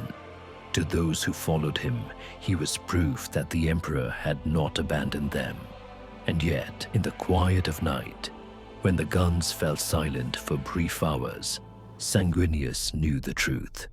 He had foreseen his own death. He had glimpsed the Warmaster, and the moment of betrayal that would end him. But he did not speak of it. Not to his sons, who who worshipped him as a god. Not to Dawn, who relied upon his courage.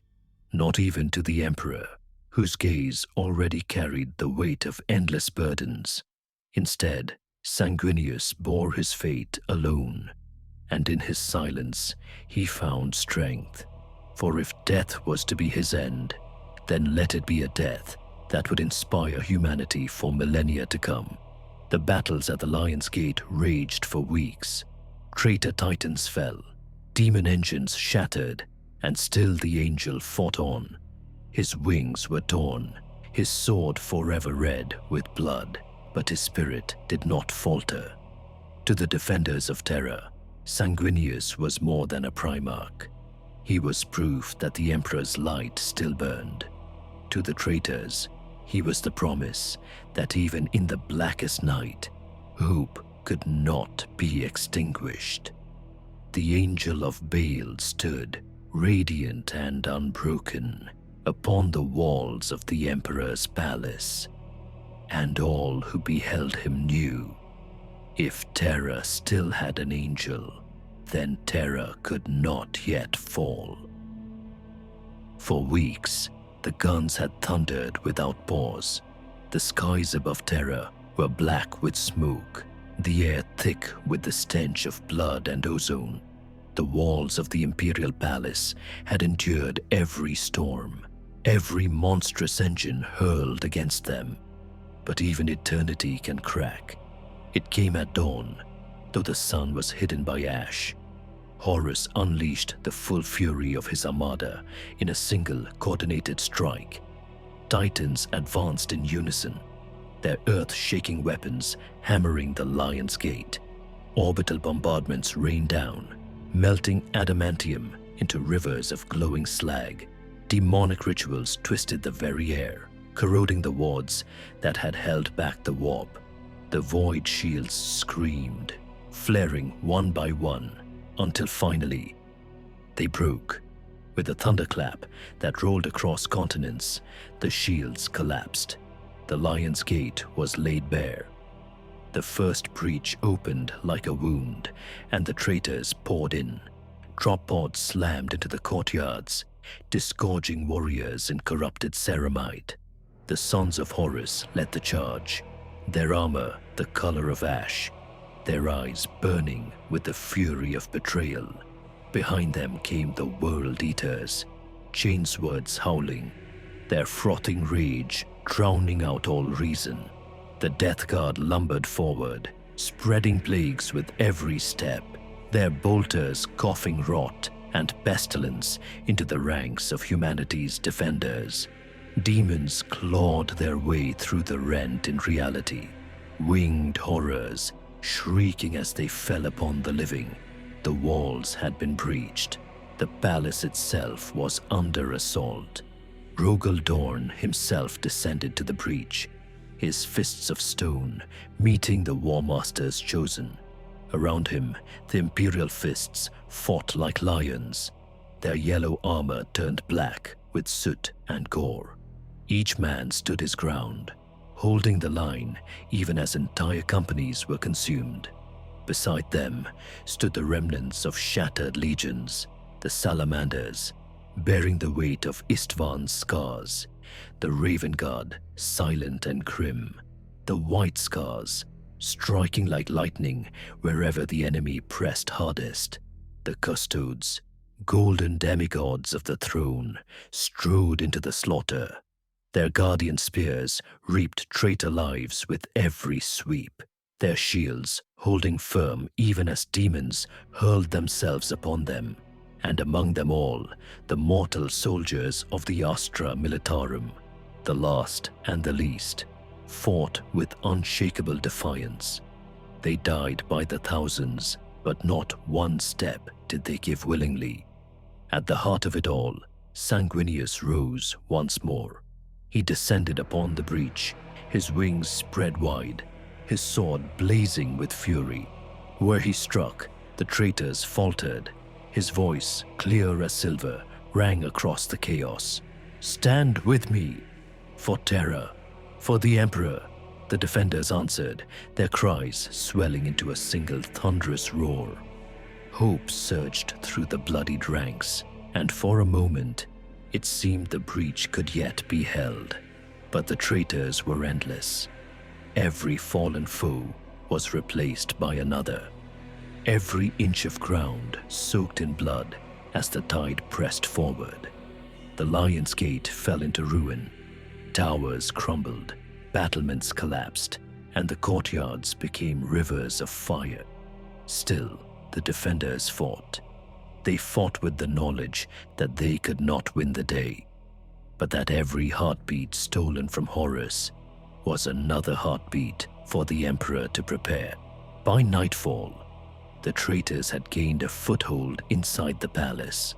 Terra's eternal walls, for the first time in history, had been broken, and as the smoke cleared, Rogel Dawn stood amid the wreckage, his armor shattered, his gaze unyielding. "The wall has fallen," he said grimly, "but the throne still stands." The siege of Terra had entered its darkest hour. The fall of the Eternity Wall bastion shattered more than stone. It tore into the heart of the Imperium. For the first time since the traitors had arrived, the enemy swarmed within the walls of the Imperial Palace itself. The air was choked with smoke and the acrid tang of burning promethium. Once immaculate marble halls, carved in the image of the Emperor's triumphs, became killing grounds of desperate defense. Custodians, space marines, and mortal soldiers of the Imperial army fought shoulder to shoulder in corridors that now ran red with blood. Word spread quickly. Horus's forces had breached the sanctity of the palace.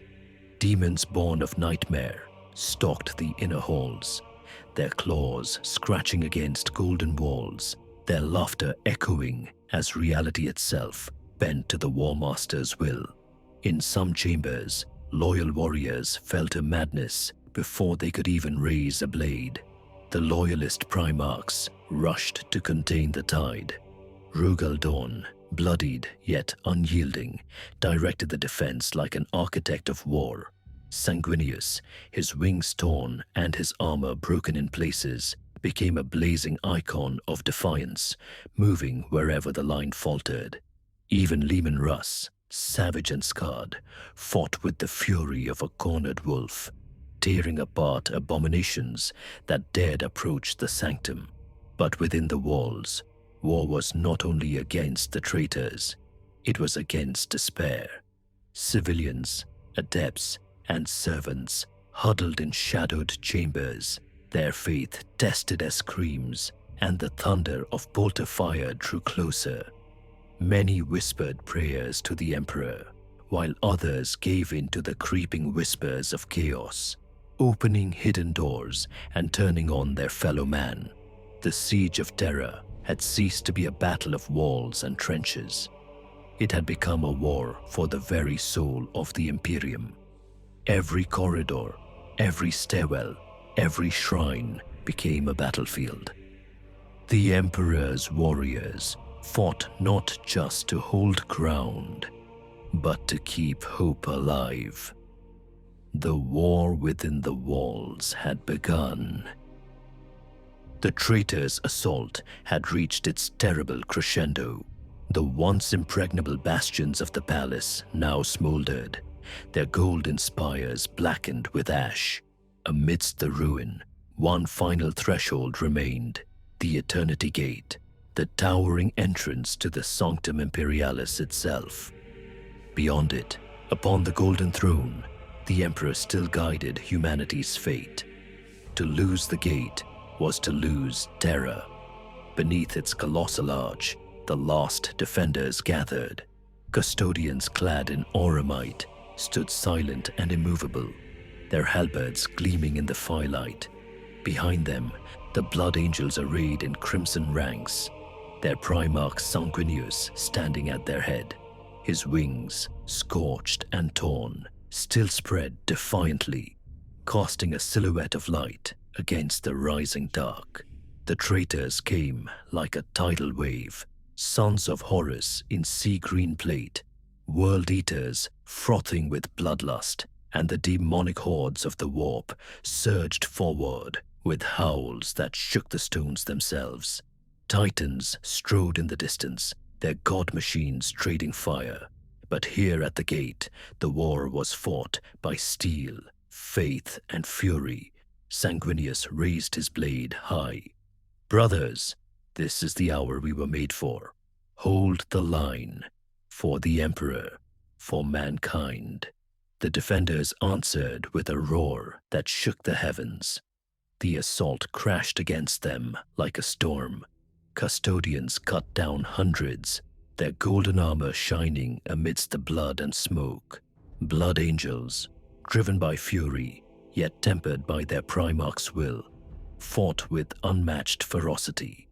The air itself burned with psychic fire, as librarians unleashed bolts of lightning into the swarm of traitors. For every loyalist who fell, 10 traitors died, but still they came. The gate became a mountain of corpses, and the defenders fought upon the dead as though upon solid ground. Then came the champions of chaos. Abaddon, the despoiler, first captain of the Sons of Horus, led a spearhead that hacked its way to the very steps of the gate. His demon claw reaped lives with every strike, and only the custodian's valor held him at bay. Beside him strode the towering form of Khan the Betrayer, carving a path of slaughter through mortal and Astartes alike. At the center of it all, Sanguinius fought as if aflame with divine wrath.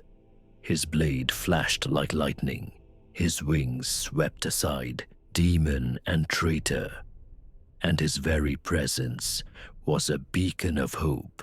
Yet, with every strike, his strength waned, and his heart grew heavy with foreknowledge. This defense could not hold forever.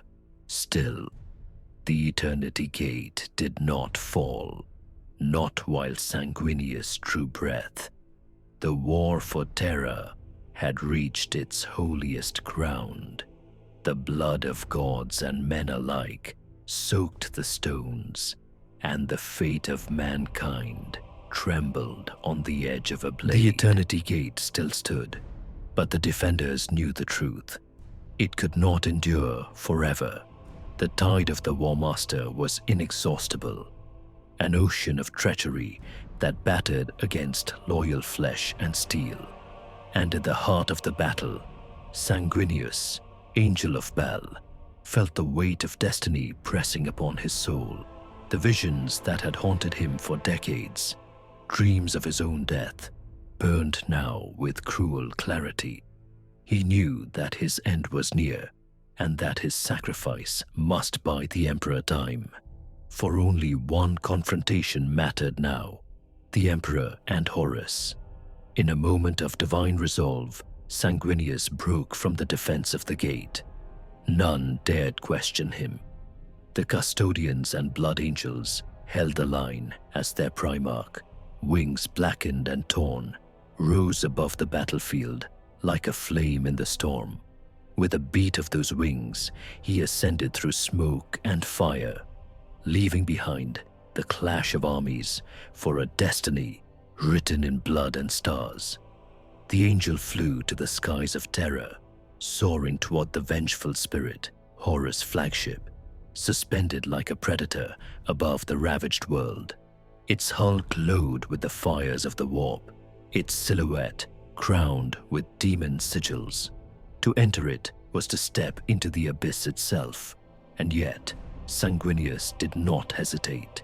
He breached its corrupted corridors, cutting his way through traitor marines and demons alike.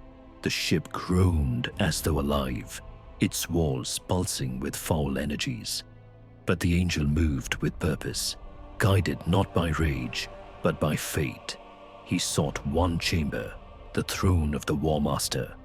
There, in a hall bathed in unnatural light, he found him. Horus Lupercal, the beloved son-turned arch-traitor, stood in warplate, blackened with the touch of chaos. His eyes burned with power, not of this world, and demonic whispers curled about him like smoke. For a moment, silence reigned. Two brothers, once united by love, now divided by treachery, beheld each other. "Sanguinius," Horus said, his voice both sorrow and mockery. "You were always the noble one, the pure one. Did you think that would save you?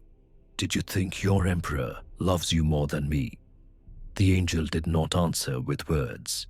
He raised his sword, the light of Baal burning in his gaze. The duel was titanic. Blade clashed against claw, light against darkness. Sanguinius struck with the fury of all betrayed sons, his wings a storm of righteous wrath. For a heartbeat, he wounded Horus, piercing his corrupted armor, and the Warmaster howled in pain.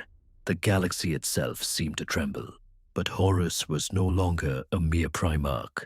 Chaos itself flowed through his veins, lending him strength beyond measure. He caught Sanguinius' blade in his monstrous talon, and with a surge of demonic might, he broke the angel's body. Yet, in that final moment, before death claimed him, Sanguinius fulfilled his destiny. He looked into Horus' eyes, and with the power of his sacrifice, he showed his brother the depth of his corruption, the true cost of his betrayal. The vision pierced even the Warmaster's soul, planting a seed of doubt. And then, with a sound like shattering stars, Horus struck the angel down. Sanguinius fell upon the deck of the vengeful spirit, his blood flowing like fire, his wings broken at last. But his death was not in vain. His stand had weakened Horus, his sacrifice had delayed him, and his vision would echo in the final confrontation to come. The angel of Baal had ascended, not in triumph, but in sacrifice eternal. His name would be carved into the memory of mankind for all ages, the last, purest hope before the Emperor himself faced the Warmaster. The death of Sanguinius sent shockwaves through the Imperium. Across Terra, loyalists felt a sudden emptiness, as though the very light of hope had dimmed. The Blood Angels fought with madness and despair, their Primarch's death igniting both fury and grief. And in the depths of the vengeful spirit, the stage was set for the confrontation that had been foreseen since the dawn of the Great Crusade. The Emperor of mankind, clad in radiant golden armor that seemed to carry the light of all humanity, ascended toward the corrupted flagship. His face was calm, his purpose absolute. Around him, a select force of custodians, imperial fists, and blood angels carved a path through the carnage, their mission singular: deliver the master of mankind to Horus. Yet the ship itself resisted them.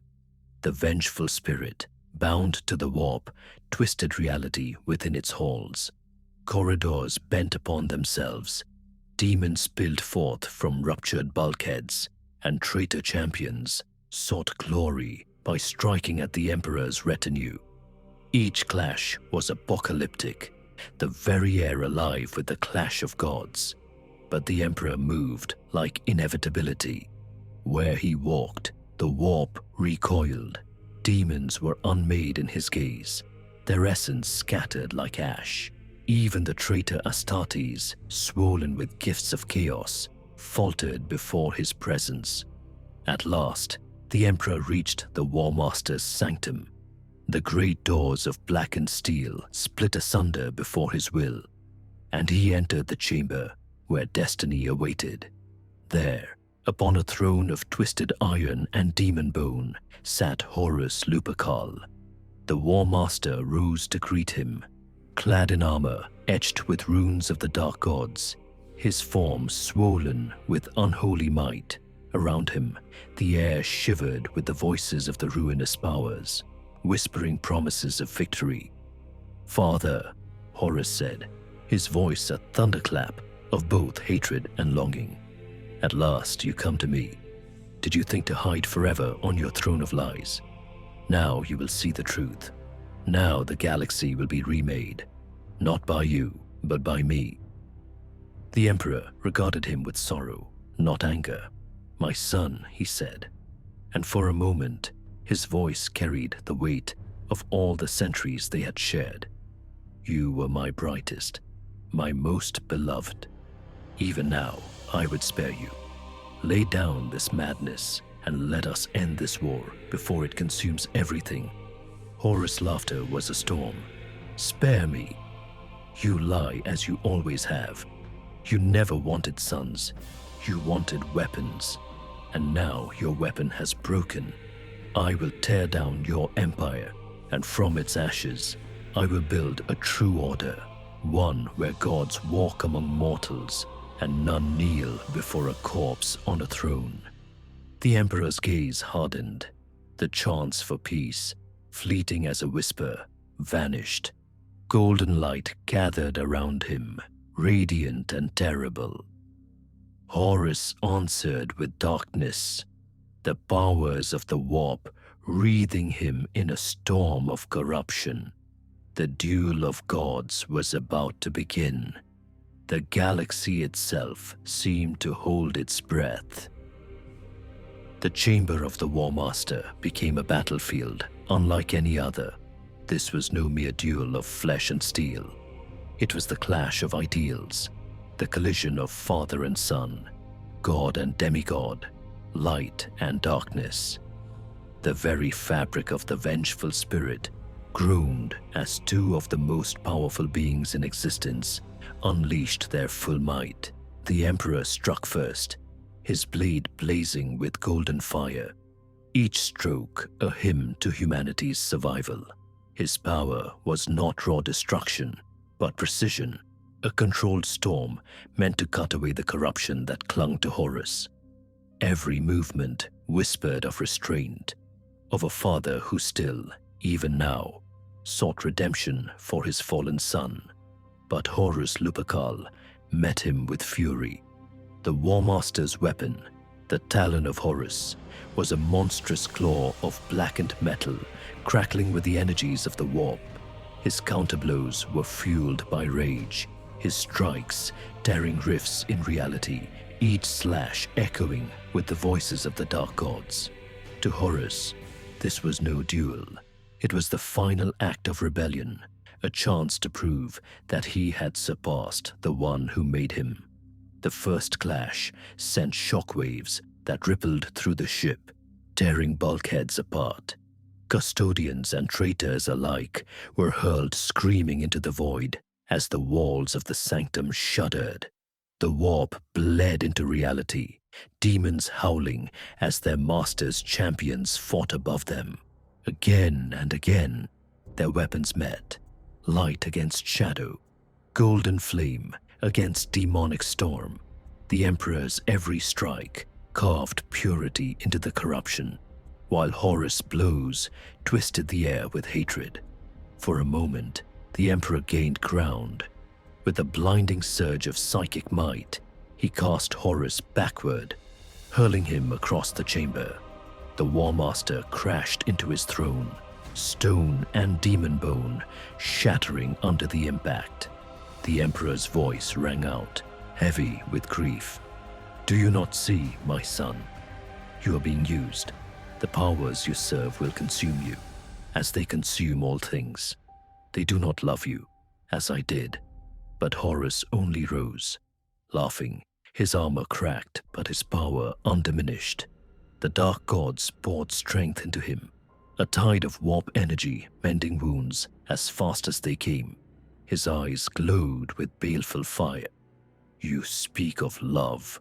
You caged me in lies. You would have chained the galaxy beneath your will. I am no slave, Father. I am freedom. I am the will of gods." He surged forward, and this time, It was the Emperor who staggered beneath the onslaught. Horus fought without restraint, his strikes fueled by chaos unbound. Where his talon struck, reality itself splintered. He tore through the Emperor's defenses, battering him backwards step by step. The Warmaster's laughter filled the chamber as he drove his father to his knees. The Emperor's golden armor cracked under the relentless assault, blood spilling upon the cursed floor of the sanctum. And yet, through the pain, the Emperor's eyes burned, not with hatred, but with sorrow. This was not merely a battle of strength, it was a battle for the very soul of humanity. The duel raged on, but now the tide had turned. The Warmaster, empowered by the full favor of the Dark Gods, struck with a savagery that eclipsed anything the Emperor had ever faced. Each blow of the talon of Horus tore not only at flesh, but at the Emperor's very essence. Warp lightning danced across the chamber, ripping holes into reality itself as demons clawed their way through, only to be unmade by the sheer proximity of their master's conflict. The Emperor of mankind, the immortal, the unbreakable, staggered beneath the weight of his son's fury. His golden armor, the symbol of humanity's hope, cracked and splintered. Blood pooled upon the corrupted deck of the vengeful spirit, each drop burning with psychic fire as it fell. Horus pressed his advantage. With each strike, he roared accusations that cut deeper than any blade. "You made us weapons." The talon crashed against the Emperor's guard, shattering bone. "You promised us unity, but delivered only chains." A backhand of warp-forged steel hurled the Emperor across the chamber, smashing him against a pillar of demon bone. "You never loved us. You only used us." The claw of Horus raked across his father's chest, tearing golden plate apart, leaving wounds that would never heal. The Emperor, mighty beyond mortal comprehension, fell to one knee. His breaths came ragged, bloodied. His psychic aura, once a blazing sun, flickered like a dying flame. The sight of him broken would have shattered the spirit of the Imperium, had any loyal soul been there to witness it. But there was one, Olanius Pius, a mere mortal guardsman, or perhaps more than mortal, as legends differ, stood in that chamber. Against all reason, against all fear, he raised his weapon and placed himself between Horus and the Emperor. His armor was scorched, his hands trembling, but his eyes blazed with defiance. "No further, traitor," he said, his voice hoarse yet unwavering. "You will not have him." For the briefest instant, even Horus hesitated. Here was no Primarch, no demigod, no creature of the warp. Here was a man, fragile, finite, utterly human, defying the might of the Warmaster. And then, with contemptuous ease, Horus struck him down. The guardsman was obliterated, his body torn apart by demonic power.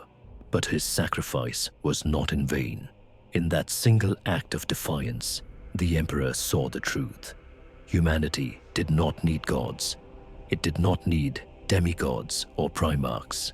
It needed courage. It needed hope. It needed mortals willing to stand, no matter the odds. The Emperor's broken frame trembled, not with weakness, but with resolve. His eyes blazed once more, not with sorrow, but with righteous fury. Yet still, Horus laughed. He towered over his father, the talon dripping with blood and warp fire. "Do you see now?" he spat. "Even your most loyal die screaming in the dirt. You cannot win, father. This galaxy is mine, and for the first time in all the long ages of man, the Emperor of mankind truly faltered. He had been broken." The Emperor knelt, broken and bleeding, his golden armor shattered, his lifeblood spilling onto the tainted floor of the vengeful spirit. Around him, the warp screamed with triumph.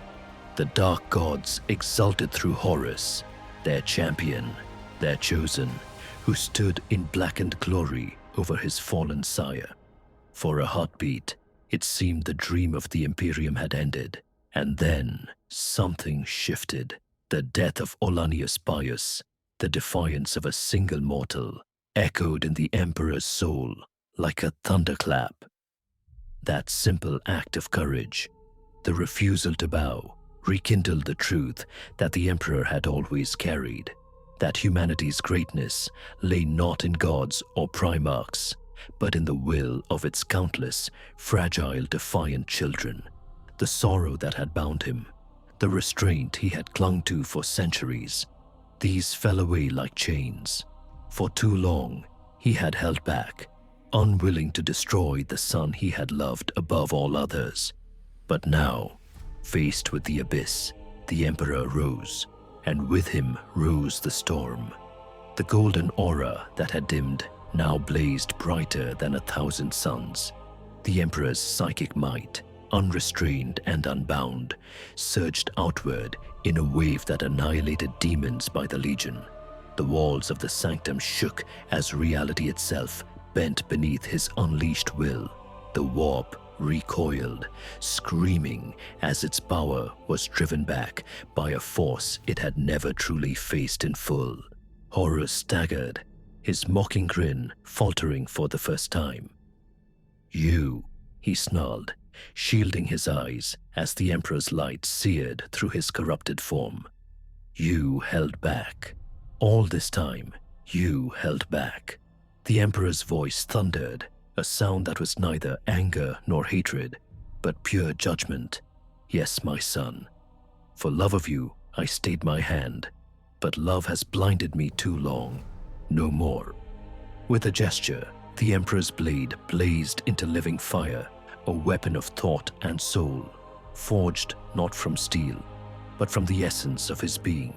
He advanced, every step shaking the ship, every word carrying the weight of the stars. "This ends now," Horus roared in fury and desperation, summoning the full might of the dark gods. Demonic wings unfurled from his back, his form swelling with warp essence, his talon blazing with apocalyptic energy. The gods themselves poured into him, seeking to crush their greatest enemy in this single final battle. The chamber erupted as light and darkness collided. Each strike of the Emperor's blade ripped holes in the warp itself. Each blow of Horus' talon threatened to unmake existence. Reality convulsed, terror trembled, and the fates of 10,000 years hung upon every moment. For the first time, Horus faltered. The Emperor's light cut through his warp-born might, searing the corruption from his flesh. Where Horus struck, the Emperor endured. Where the Emperor struck, Horus bled. And in that moment, the tide turned. The Emperor, unshackled and unrestrained, was no longer a father pleading with his son. He was the master of mankind, the greatest psyker who had ever lived, the embodiment of humanity's will to endure. And Horus Lupercal, favored of gods, Warmaster of chaos, realized too late that he faced not a man, but a storm that no power in existence could withstand. The end was coming. The battle had become a storm of light and shadow. The Emperor, unbound, stood as a blazing sun, his power lancing through the fabric of reality itself. Against him, Horus Lupercal, swollen with the favor of the dark gods, was a living abyss, his every strike a rift of annihilation. Their clash was more than combat. It was apocalypse given form. Again and again they struck. The vengeful spirit trembled, its hull splitting as the duel tore through both matter and the immaterial. Outside, fleets reeled as warp storms lashed across space, a reflection of the cataclysm within. Terror itself shuddered under the psychic shockwaves, and billions of mortals felt the echo of gods in their bones. Horus roared, his talon blazing with demonic fire, and drove it deep into the Emperor's side. Golden blood flowed, splattering the desecrated chamber, each drop burning like starlight. The Emperor staggered, yet he did not fall. His eyes blazed with sorrow, not rage. "My son," he whispered, "even now." But Horus silenced him with a strike of pure hatred, hurling him across the chamber. The Warmaster loomed, triumphant, his voice filled with the power of all four ruinous powers. "You are finished, father. You cannot stop me. The galaxy will kneel to Horus, to the true gods, and your dream will die with you." Yet in that moment, something changed. The Emperor looked upon his son, and for a heartbeat, the corruption wavered. Beneath the demonic armor, beneath the blazing warp, he glimpsed Horus, the boy he had raised, the general who had once fought not for gods, but for humanity. The Emperor saw the man he had loved most, drowning in the abyss, and then he knew Horus was lost, utterly, irrevocably lost. The moment for mercy had passed. The Emperor rose, his wounds blazing with psychic fire, his blade a sun in his grasp. His voice shook the heavens as he spoke. "I love you, my son, but I cannot save you." And then he struck. The final battle cry tore through the warp itself. The Emperor unleashed the fullness of his power, not with restraint, not with hesitation, but with the wrath of a god who carried the weight of an entire species. His blade of purest thought pierced Horus' defenses, searing through his demonic armor, cutting deeper than flesh, deeper than soul. Horus screamed, not in defiance, but in agony. The dark gods shrieked as their champion was unmade before their eyes. Warp fire boiled away. Corruption was burned from his essence, and for the briefest instant, Horus was himself again. The Warmaster's eyes, clear of corruption, met his father's, and in them was sorrow, regret, and love long buried. "Father," Horus whispered, his voice breaking, "I was wrong." And then he was gone. The Emperor's final strike obliterated Horus utterly, body and soul, leaving nothing for the dark gods to claim. The Warmaster, once the brightest star of humanity, was reduced to ash upon the winds of eternity. The chamber fell silent. The warp shrank back, its champion destroyed, its howl replaced with the quiet of a universe forever changed. The Emperor collapsed, his body broken beyond repair, his spirit nearly consumed by the cost of his unleashed might. Yet, he had done what none believed possible. He had slain his favored son, and in doing so, saved mankind from annihilation. But it was a victory drenched in sorrow, a triumph that tasted only of ash. The Warmaster was no more. Horus, once the brightest of the Emperor's sons, lay broken upon the flagship's bridge, his spirit annihilated by the unleashed majesty of the Master of mankind. Yet victory carried with it a bitter price. The Emperor himself, mortally wounded in the final duel, collapsed amidst the ruin. His once radiant form, now shattered, bloodied, and drained, seemed more akin to a dying man than the godlike being who had shepherded humanity across the stars. It was Rogel Dawn who found him first. The Primarch of the Imperial Fists entered the chamber, his golden armor scarred from the siege, his face etched with despair. Dawn fell to his knees as he beheld the Emperor's ruined body, barely clinging to life. Sanguineous broken form lay nearby, angelic wings folded in death, his noble sacrifice fulfilled. Dawn's heart, hardened by centuries of war, almost faltered at the sight. But duty steadied his resolve. The Emperor's voice, faint yet commanding, reached him. "There is no time, Dorn. You must take me to the Golden Throne." Dorn obeyed. With the aid of his custodians and the surviving bodyguard, he bore the Emperor through the shattered halls of the vengeful spirit.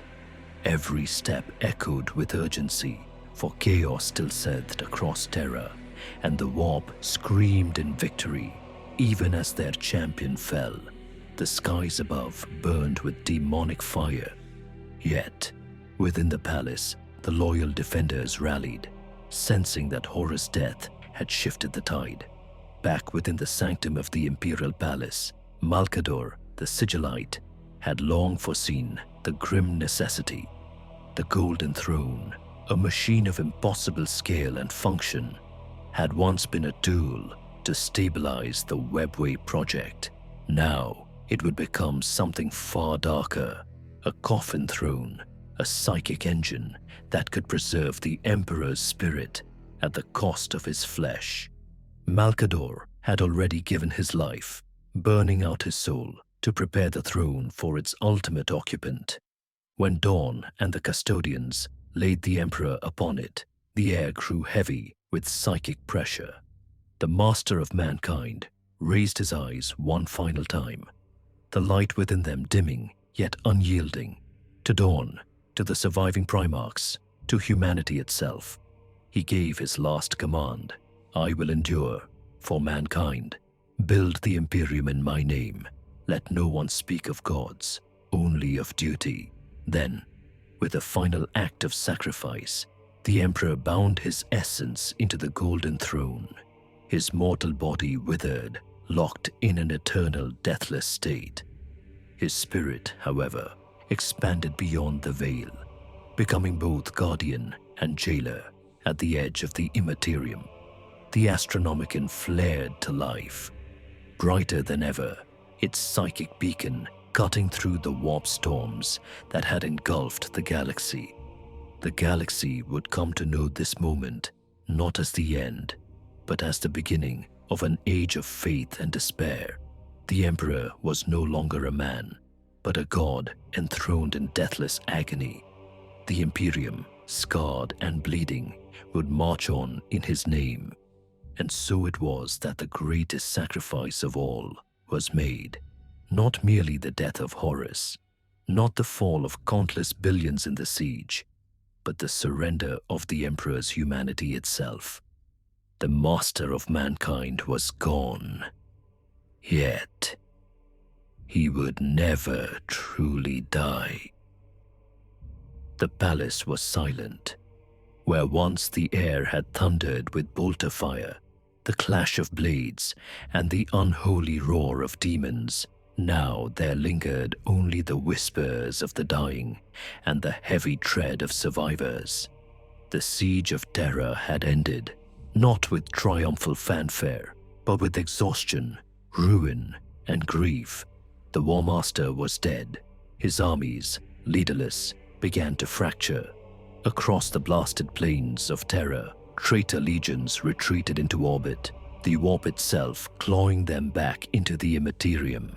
The sky still bled with unnatural storms, but without Horus to bind their fury, the tide of chaos ebbed, leaving devastation in its wake. Inside the sanctum of the Imperial Palace, Rogal Dorn stood guard before the Golden Throne. The Emperor's broken body now sat immobile, his mortal form all but destroyed, yet his will radiated through the psychic machine. Dorn's grief was boundless, but his face was a mask of iron. He knew the Imperium would look to him and his brothers for leadership. He also knew that nothing would ever be the same. Robute Gilliman, summoned from the eastern fringe, too late to partake in the siege, would soon arrive to impose order and rebuild. Leman Russ, racked by fury and guilt, swore vengeance upon the traitors and disappeared into the stars with his wolves. Vulcan, indomitable and steadfast, carried the surviving remnants of the salamanders to help heal what little could be saved. The Imperium fractured, yet it endured, bound together not by hope but by necessity. The people of Terra wept. To them, the Emperor had been victorious. Rumors spread that he had slain Horus in single combat, saving humanity from eternal damnation. Yet none could accept the price. That their Emperor now lived a half-life upon the throne, unable to speak, unable to move, yet burning eternally to hold back the tides of the warp. In the years to follow, his sacrifice would be mythologized, his humanity buried beneath layers of worship and dogma. Though he had forbidden godhood, his people would make him a god nonetheless. The cult of the Emperor, once whispered, now spread like wildfire, filling the void left by despair. Humanity clung to faith as the only shield against the darkness. The heresy had ended, but its scars would never fade. Terra was a wasteland. The legions were broken, their brotherhood forever shattered. Trust was gone, replaced by suspicion and decrees of loyalty oaths. The galaxy burned, and the Imperium entered an age where survival eclipsed enlightenment. The final words of Malcador, remembered only by a few, echoed in Dawn's mind. The choice was never between victory and defeat, but between survival and extinction. And so, with the Emperor's sacrifice, mankind survived.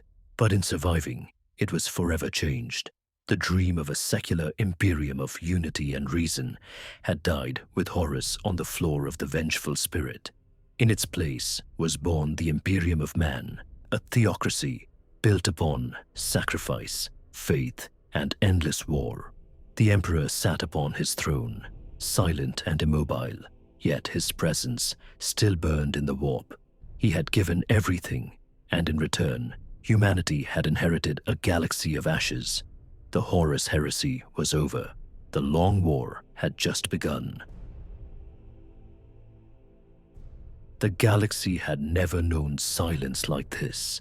After 7 years of fire and betrayal, after countless worlds drowned in the blood of brother against brother, the Horus Heresy ended not with triumph, but with a suffocating stillness. Terra lay broken, her surface blackened and cratered, entire continents burned to ruin. The once proud spires of the Imperial Palace stood jagged and scarred, monuments to the cost of loyalty. Across the throne world, the corpses of millions, soldiers, civilians, and demigods alike, littered the ruins.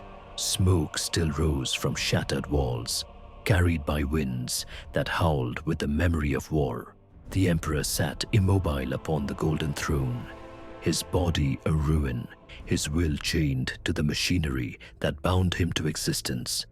No longer the warrior king who had strode across the stars, he had become something else, an eternal guardian, sustaining the Astronomicon with his psychic presence, keeping the tides of chaos at bay. The master of mankind was no longer a man, he had become a god. Yet this salvation was fragile. The Astronomicon burned brighter than ever, but the Imperium itself was fractured. The traitor legions had fled into the eye of terror, pursued by vengeance and shame. They had failed their Warmaster, failed their gods, but their hatred endured. Horus was dead, but his rebellion had carved scars so deep they would never heal. Among the loyalist legions, grief and suspicion festered. The bonds of brotherhood, once unbreakable, had been shattered. Rogel Dawn blamed himself for the Emperor's fate, entombing his sorrow in duty as he rebuilt the palace stone by stone. Leman Russ raged against his failure, vowing eternal war upon the traitors before vanishing into myth. Robut de Guilliman, ever the pragmatist, would return to Terra to impose structure and discipline, drafting the Codex Astartes that would forever divide the legions into smaller, more controlled chapters. Vulcan wept for the innocents lost, clinging to hope in a galaxy that no longer believed in it. Everywhere, faith replaced reason. The Emperor had forbidden worship, yet his sacrifice had forged belief into certainty. For the people of Terra, and soon all mankind, he was no longer a visionary, but the God Emperor, enthroned eternally to protect his children. The age of reason was gone. In its place was born the age of darkness, a time of suspicion, of witch hunts, of faith enforced with steel and fire. The dream of enlightenment had died with Horus, and in its place grew an empire of survival, an imperium that would last 10,000 years, but only in constant war. The heresy was over, but the war had only changed shape, for in the shadows of the galaxy, the traitors still lived, and where there was life, there was vengeance. When the smoke of Terra's ruin still hung heavy in the skies, when the morning bells tolled across the halls of the imperial palace, Robut Guilliman arrived. The Primarch of the Ultramarines had marched tirelessly from the eastern fringe, only to come too late to fight in the siege. His heart ached with guilt, but where others wept or raged, Guilliman turned to duty. He beheld the Emperor upon the golden throne, broken and silent, his once mighty will now chained to an eternity of sacrifice. Guilliman's resolve hardened. The Emperor's dream was gone, but the Imperium had to endure, no matter the cost. Guilliman saw clearly what others could not, or would not admit. The legions, those vast engines of conquest, had become too dangerous. The Horus Heresy had proven it beyond doubt. To place tens of thousands of gene-forged warriors under the command of a single demigod was to invite catastrophe. If even one Primarch could fall, an entire galaxy could burn. And so Guilliman conceived his great work, the Codex Astartes. This tome would not simply be a guide to war, but a blueprint for survival. The legions would be broken into smaller, self-contained chapters of roughly 1,000 space marines each.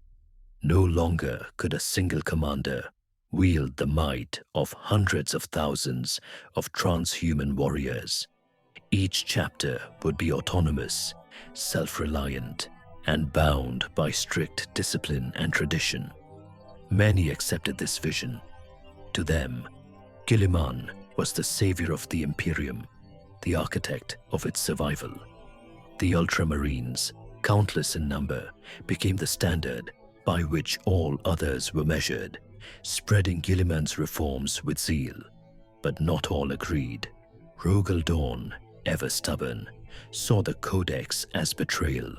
The Imperial fists had bled oceans of blood upon Terra's walls, and now Guilliman demanded they shatter their legion. Dawn's fury nearly ignited a second civil war. The War of the Beast would later prove how fragile this new order was. Yet even Dawn, faced with the brink of schism, bent to necessity. For the Imperium could not survive another fratricidal conflict. Guilliman's reforms reshaped more than just the Astartes. The shattered bureaucracy of the Imperium was restructured into vast, interlocking organs of power. The Administratum, the Inquisition, the Ecclesiarchy, and the reformed Imperial Guard. Guilliman's genius lay not only in war, but in governance. He crafted systems so vast and enduring that they would define humanity for millennia. Yet his vision was not without irony. For all his pragmatism, Guilliman could not stop the tide of faith. The cult imperialis spread faster than law could contain, turning the emperor into a god in truth. Guilliman, who had once believed in reason, now found himself ruling an empire where superstition reigned supreme. Still, he pressed forward, for Guilliman understood what many refused to see. The Imperium was no longer the Emperor's dream of unity. It was a fortress beset by traitors, xenos, and demons on all sides. And a fortress could only endure through discipline, sacrifice, and endless vigilance. Thus, with the Codex Astartes, Guilliman sought to bind humanity's defenders to a new order, an imperfect solution to an imperfect age. The Age of Darkness had claimed the light of the Emperor's dream, but Guilliman ensured that the Imperium would live on, even if it must crawl through blood and fire to survive. Even as Guilliman labored to codify the Imperium into structure and law, another force grew beyond his control: faith. The Emperor had forbidden worship. He had sought to unite humanity under reason, progress, and the pursuit of knowledge. Yet his sacrifice at Terra had changed everything. To the common people, the Emperor was no longer a man. He had saved humanity at the cost of his own mortal form, slaying Horus in single combat and holding the tide of chaos at bay with his eternal will. Such an act could not be understood as anything but divine. Whispers spread across Terra, then across the stars. The Emperor was not only humanity's guardian, but humanity's god. What began as desperate prayers in the ruins of Terra soon crystallized into doctrine. 1,000 cults of the Emperor arose, each proclaiming their own truths, their own visions of his divinity. At first, Guilliman and the other primarchs tried to suppress them. The Emperor had spoken against godhood, had condemned superstition. Yet, the more they tried to smother the fires of faith, the brighter those fires burned. Out of this chaos emerged order, the ecclesiarchy, or more formally, the Adeptus Ministorum. This vast institution absorbed the disparate cults, binding them into one creed: the imperial cult, the worship of the god emperor of mankind. From Terra's shattered cathedrals rose a new order of priests, confessors, and cardinals who preached not reason but faith, not progress but obedience. At first, the ecclesiarchy presented itself as harmless, a unifying force to bind the hearts of humanity. Guilliman, though wary, tolerated it. The Imperium was fractured and broken. Perhaps, he reasoned, faith could achieve what law could not. Yet in time, this compromise became a cage. The ecclesiarchy grew powerful, embedding itself in every corner of the Imperium, spreading its reach to every world, every family, every soul.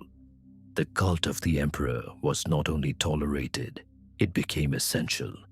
For in the darkness of the post-heresy galaxy, with demons clawing at reality and traitor legions lurking in the eye of terror, faith was the one weapon even the most broken peasant could wield.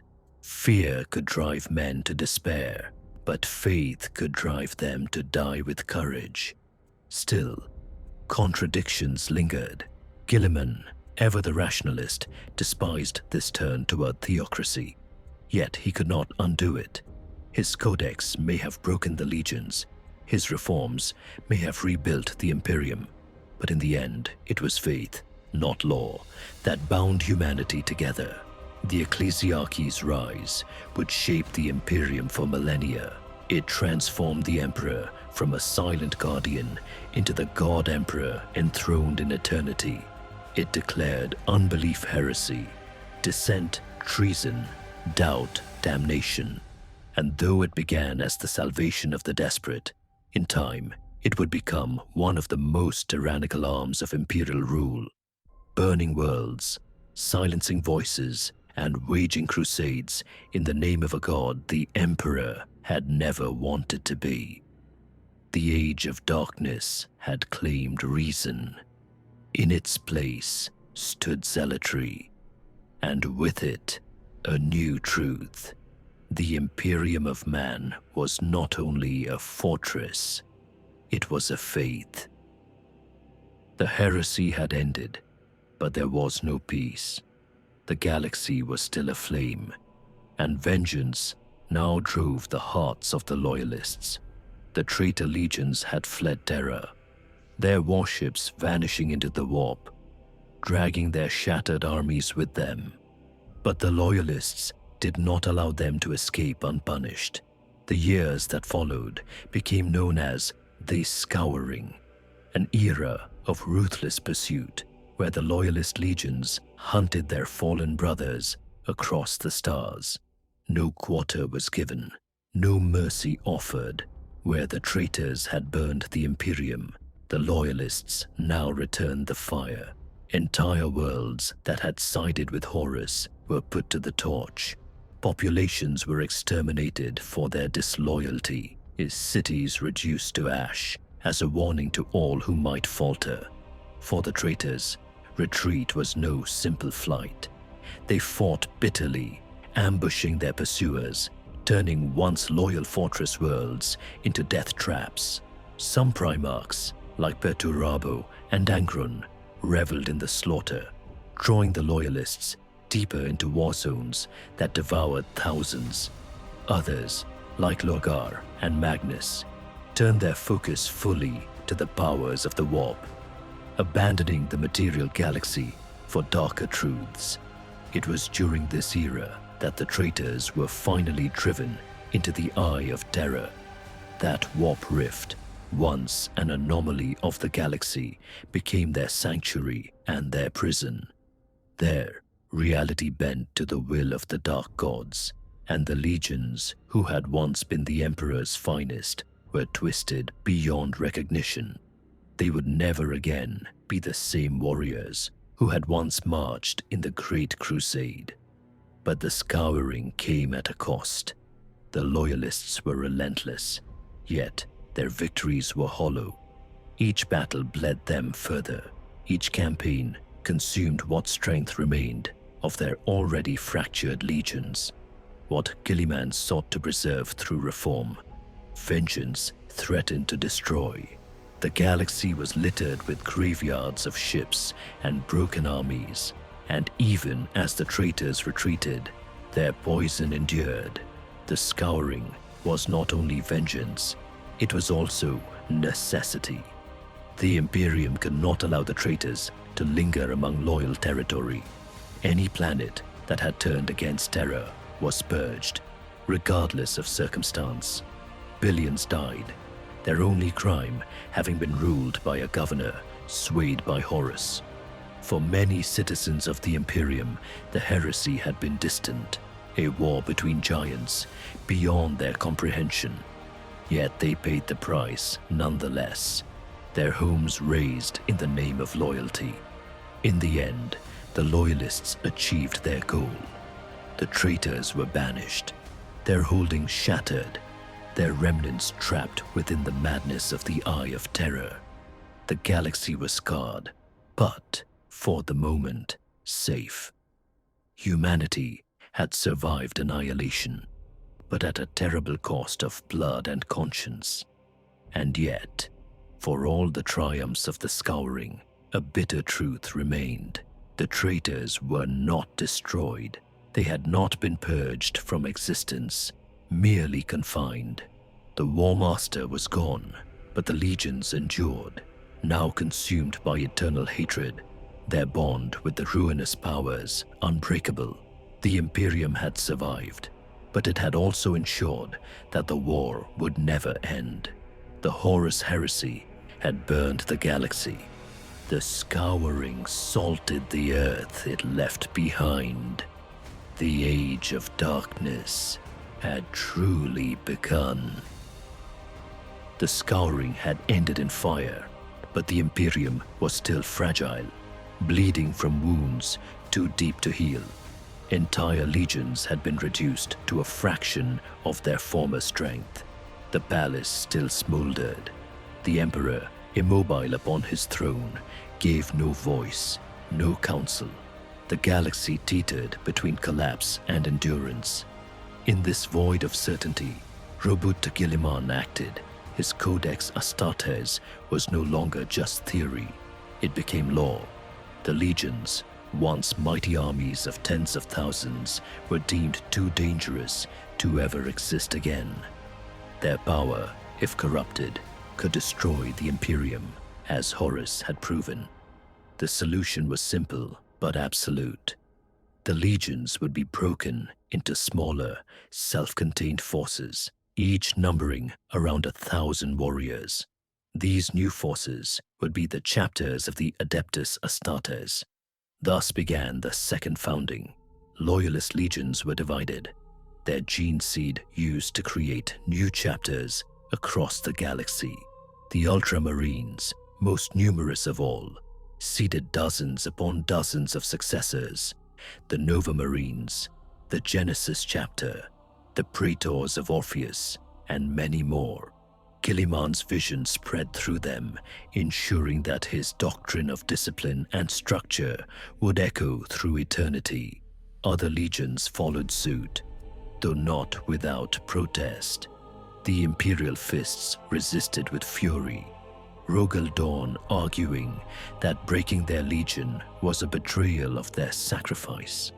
They had stood as Terra's shield, bleeding more than any other. And now, Guilliman demanded they shatter themselves. For a time, it seemed civil war might ignite again, as the Fists stood on the brink of rebellion. Yet at the last moment, Dawn relented, his pride bent to duty, and the Imperial Fists split into successors like the Crimson Fists and Black Templars. Some Primarchs accepted the change with quiet sorrow. Vulcan agreed, seeing wisdom in spreading the gene-forged defenders more widely. Corvus Corax, haunted by his legion's near annihilation, vanished into the void after overseeing his son's division. Leman Russ resisted fiercely, yet even the Space Wolves were forced into concessions, though they broke into fewer successor chapters than others. The second founding reshaped the Imperium's defense. No longer could a single Primarch or commander wield the power of an entire legion. Each chapter became autonomous, their loyalty tied not to a single leader, but to the Imperium itself. This decentralization ensured survival. If one chapter fell, others would endure. Yet this reform came with consequences. The unity of the legions was gone forever. Brother no longer stood beside brother. Traditions diverged, cultures fractured, identities splintered. The bonds of the Great Crusade had died on Terra, and now even their memory was divided. What had once been a fraternity of demigods became a scattered brotherhood of warriors, each chapter a fortress unto itself. Still, Guilliman's logic prevailed. The second founding was not about preserving glory. It was about survival. The Imperium would never again risk a single being commanding the might of a legion. The Emperor's dream had burned away, but Guilliman had ensured that humanity's defenders would endure the age of darkness. Thus, the Adeptus Astartes, as known across 10 millennia, was born, not as the Emperor had envisioned, but as necessity demanded. And yet, even as the chapters spread across the stars, the traitors lurked in the eye of terror, unbroken, eternal. The second founding had secured the Imperium's survival, but it had also scattered its strength. While the enemies of mankind endured as one, the galaxy was no longer ruled by unity, but by fragmentation. It was a fragile survival, but survival nonetheless. In the shattered aftermath of the Horus Heresy, the Imperium was a realm on the brink of collapse. Billions of worlds had been scarred by rebellion, their rulers slain or corrupted, and the throne world itself had endured the greatest siege in human history. The Emperor, mortally wounded and bound forever to the Golden Throne, could no longer guide humanity with his living presence. Into this void stepped the High Lords of Terror, a council of power unlike any seen before, tasked with preserving the Imperium through unity, bureaucracy, and ruthless control. It was Robert Guilliman, Primarch of the Ultramarines, who first saw the need for a centralized authority. The Emperor's dream of direct governance had been shattered by betrayal. No single leader, save the Emperor himself, could ever again command the loyalty of all humanity. Instead, the Imperium would be ruled by council, a collective of lords whose power derived not from personal charisma, but from institutions, armies, and faith. Thus was born the Senatorum Imperialis, the ruling council of terror. The first High Lords represented the pillars upon which the Imperium would rest. From the Adeptus Administratum came masters of bureaucracy, capable of sustaining the vast machinery of empire. From the Adeptus Mechanicus, tech priests ensured the flow of arms, ships, and sacred knowledge. The Adeptus Astra Telepathica and the Navigators Guild guaranteed communication and travel across the stars. The newly rising Ecclesiarchy, born of faith in the Emperor's godhood, took its place as the soul of the Imperium, wielding belief as a weapon as powerful as any bolter. And standing above all were the Lords Commander of the Imperium, beginning with Guilliman himself, who bore the terrible burden of acting in the Emperor's stead. The creation of the High Lords was both salvation and curse. On one hand, their authority prevented collapse, ensuring that ships still sailed, armies still marched, and tithes still flowed to Terra. On the other, it marked the beginning of an age of suffocating bureaucracy and rigid orthodoxy. No longer was the Imperium a beacon of progress and reason. It became a fortress, bound by fear of heresy, and ruled by a council that prized stability over freedom. In the halls of the Imperial Palace, where once the Emperor had walked, parchment and decree replaced vision and hope. The High Lords argued and schemed, their decisions rippling across 1,000,000 worlds. Some sought only to preserve the Emperor's realm. Others saw opportunities for personal power. All were united by one truth, that the Imperium could never again risk the freedom that had birthed the heresy.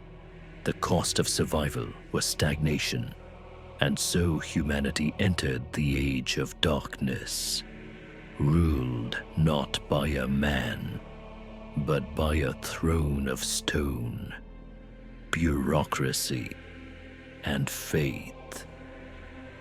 In the ashes of the Horus Heresy, when the Imperium teetered on the brink of annihilation, the Emperor's loyal servants realized a grim truth. The enemy was not only without, but also within. Heresy, corruption, and demonic influence had torn the Imperium apart more thoroughly than any Xenos fleet. If humanity was to endure, it needed an organization with absolute authority, one unbound by law, answerable only to the Emperor himself, and willing to wield any weapon in defense of mankind. Thus, in secrecy and shadow, was born the Inquisition. The seed of this order was planted by Malcador the Sigillite, regent of Terra and the Emperor's most trusted ally. Even as the siege of Terra raged, Malcador handpicked a group of extraordinary individuals, warriors, psychers, and scholars, who possessed the will to root out heresy wherever it festered. These were not bound to a chapter, legion, or even the Senatorum Imperialis. They were bound only to the throne. Though Malcador himself would not survive the heresy, his vision endured, for his chosen disciples became the first inquisitors. The Inquisition was divided into factions, each with its own grim mandate. The Ordo Hereticus hunted traitors, witches, and political corruption, scouring the Imperium of sedition before it could ignite another rebellion. The Ordo Malleus, armed with forbidden lore, turned its gaze upon the warp, confronting demons and those who trafficked with them. The Ordo Xenos cast its eyes outward, combating the alien threats that encroached upon humanity's borders. Though distinct, all shared one purpose: to ensure that no danger, internal or external, would ever again bring mankind to the edge of extinction. The methods of the Inquisition were as feared as they were effective. They operated without oversight, wielding the Emperor's authority as both shield and sword.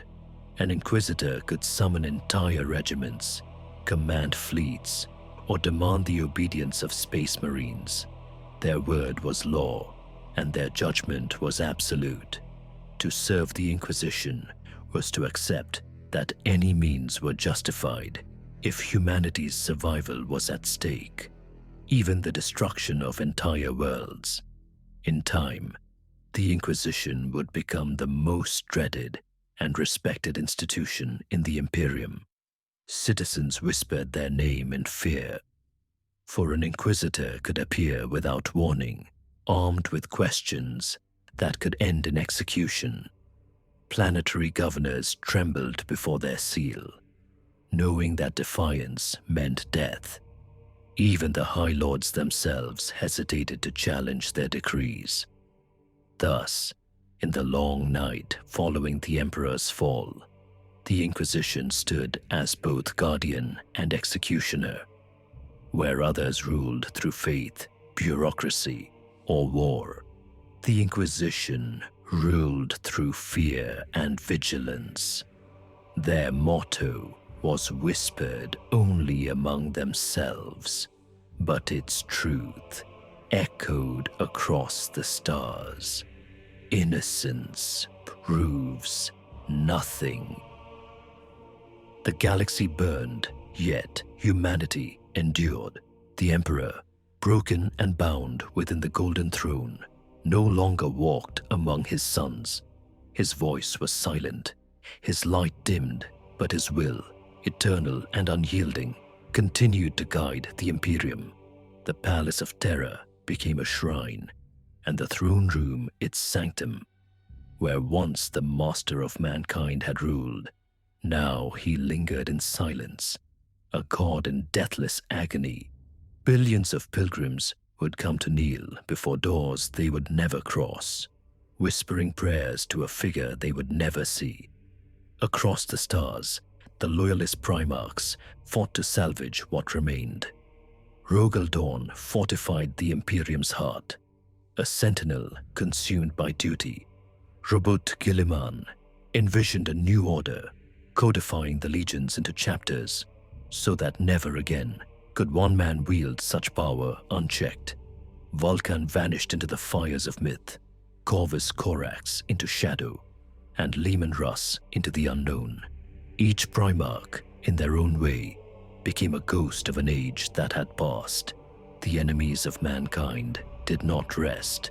Traitor legions, driven into the eye of terror, licked their wounds and sharpened their claws, vowing eternal vengeance. The Xenos empires stirred in the dark, and from the warp, the powers of chaos whispered promises of mankind's annihilation. The heresy was over, but its shadow stretched into eternity. Thus began the long vigil. The High Lords of Terror assumed the burden of rule, their thrones heavy with both power and fear. The Imperium became a fortress prison, walled by suspicion and faith, where innovation turned to heresy and survival became the only creed. 10,000 years of war would follow, and in every battle, from the coldest void to the blood-soaked mud of alien worlds, warriors of the Imperium would cry the same words, "For the Emperor." And though he would never answer, his presence remained, a beacon in the warp, a light that refused to die. The dream of unity had ended in fire and betrayal, but the Imperium of man endured, scarred yet unbroken, holding the line against a galaxy that sought its destruction. This was not peace. This was not triumph. This was survival. This was the long vigil. In the grim darkness of the far future, there is only war. Thus ends the tale of the Horus Heresy, the greatest betrayal ever to scar the annals of mankind. From the dream of unity rose division, from the loyalty of sons came treachery, and from the brightest flame of hope was born the endless shadow of despair. The Emperor, once the guiding hand of humanity, now sits in eternal silence upon the golden throne, a god in deathless agony. His loyal sons, scattered or fallen, became legends whispered across the stars. The traitors, cast into the eye of terror, plot their vengeance still, and the Imperium, the empire for which so many bled and burned, endures, not in triumph, but in survival. This is not the end. It is the beginning of an age without light, an age where every dawn is paid for in blood, and every world stands upon the knife's edge of damnation. 10,000 years shall pass, and still the long vigil continues. Remember this, listener. The Imperium is not built on peace, nor on freedom, but on sacrifice. Every soldier who dies in the mud of some nameless world, every soul who whispers prayers to a silent god, every spark of defiance against the endless night, all of it is part of the same eternal war. And so, we leave this chapter not with victory, but with a vow: for the Emperor, for mankind, forever. The galaxy turns, the stars burn, and the war goes on until the end of time.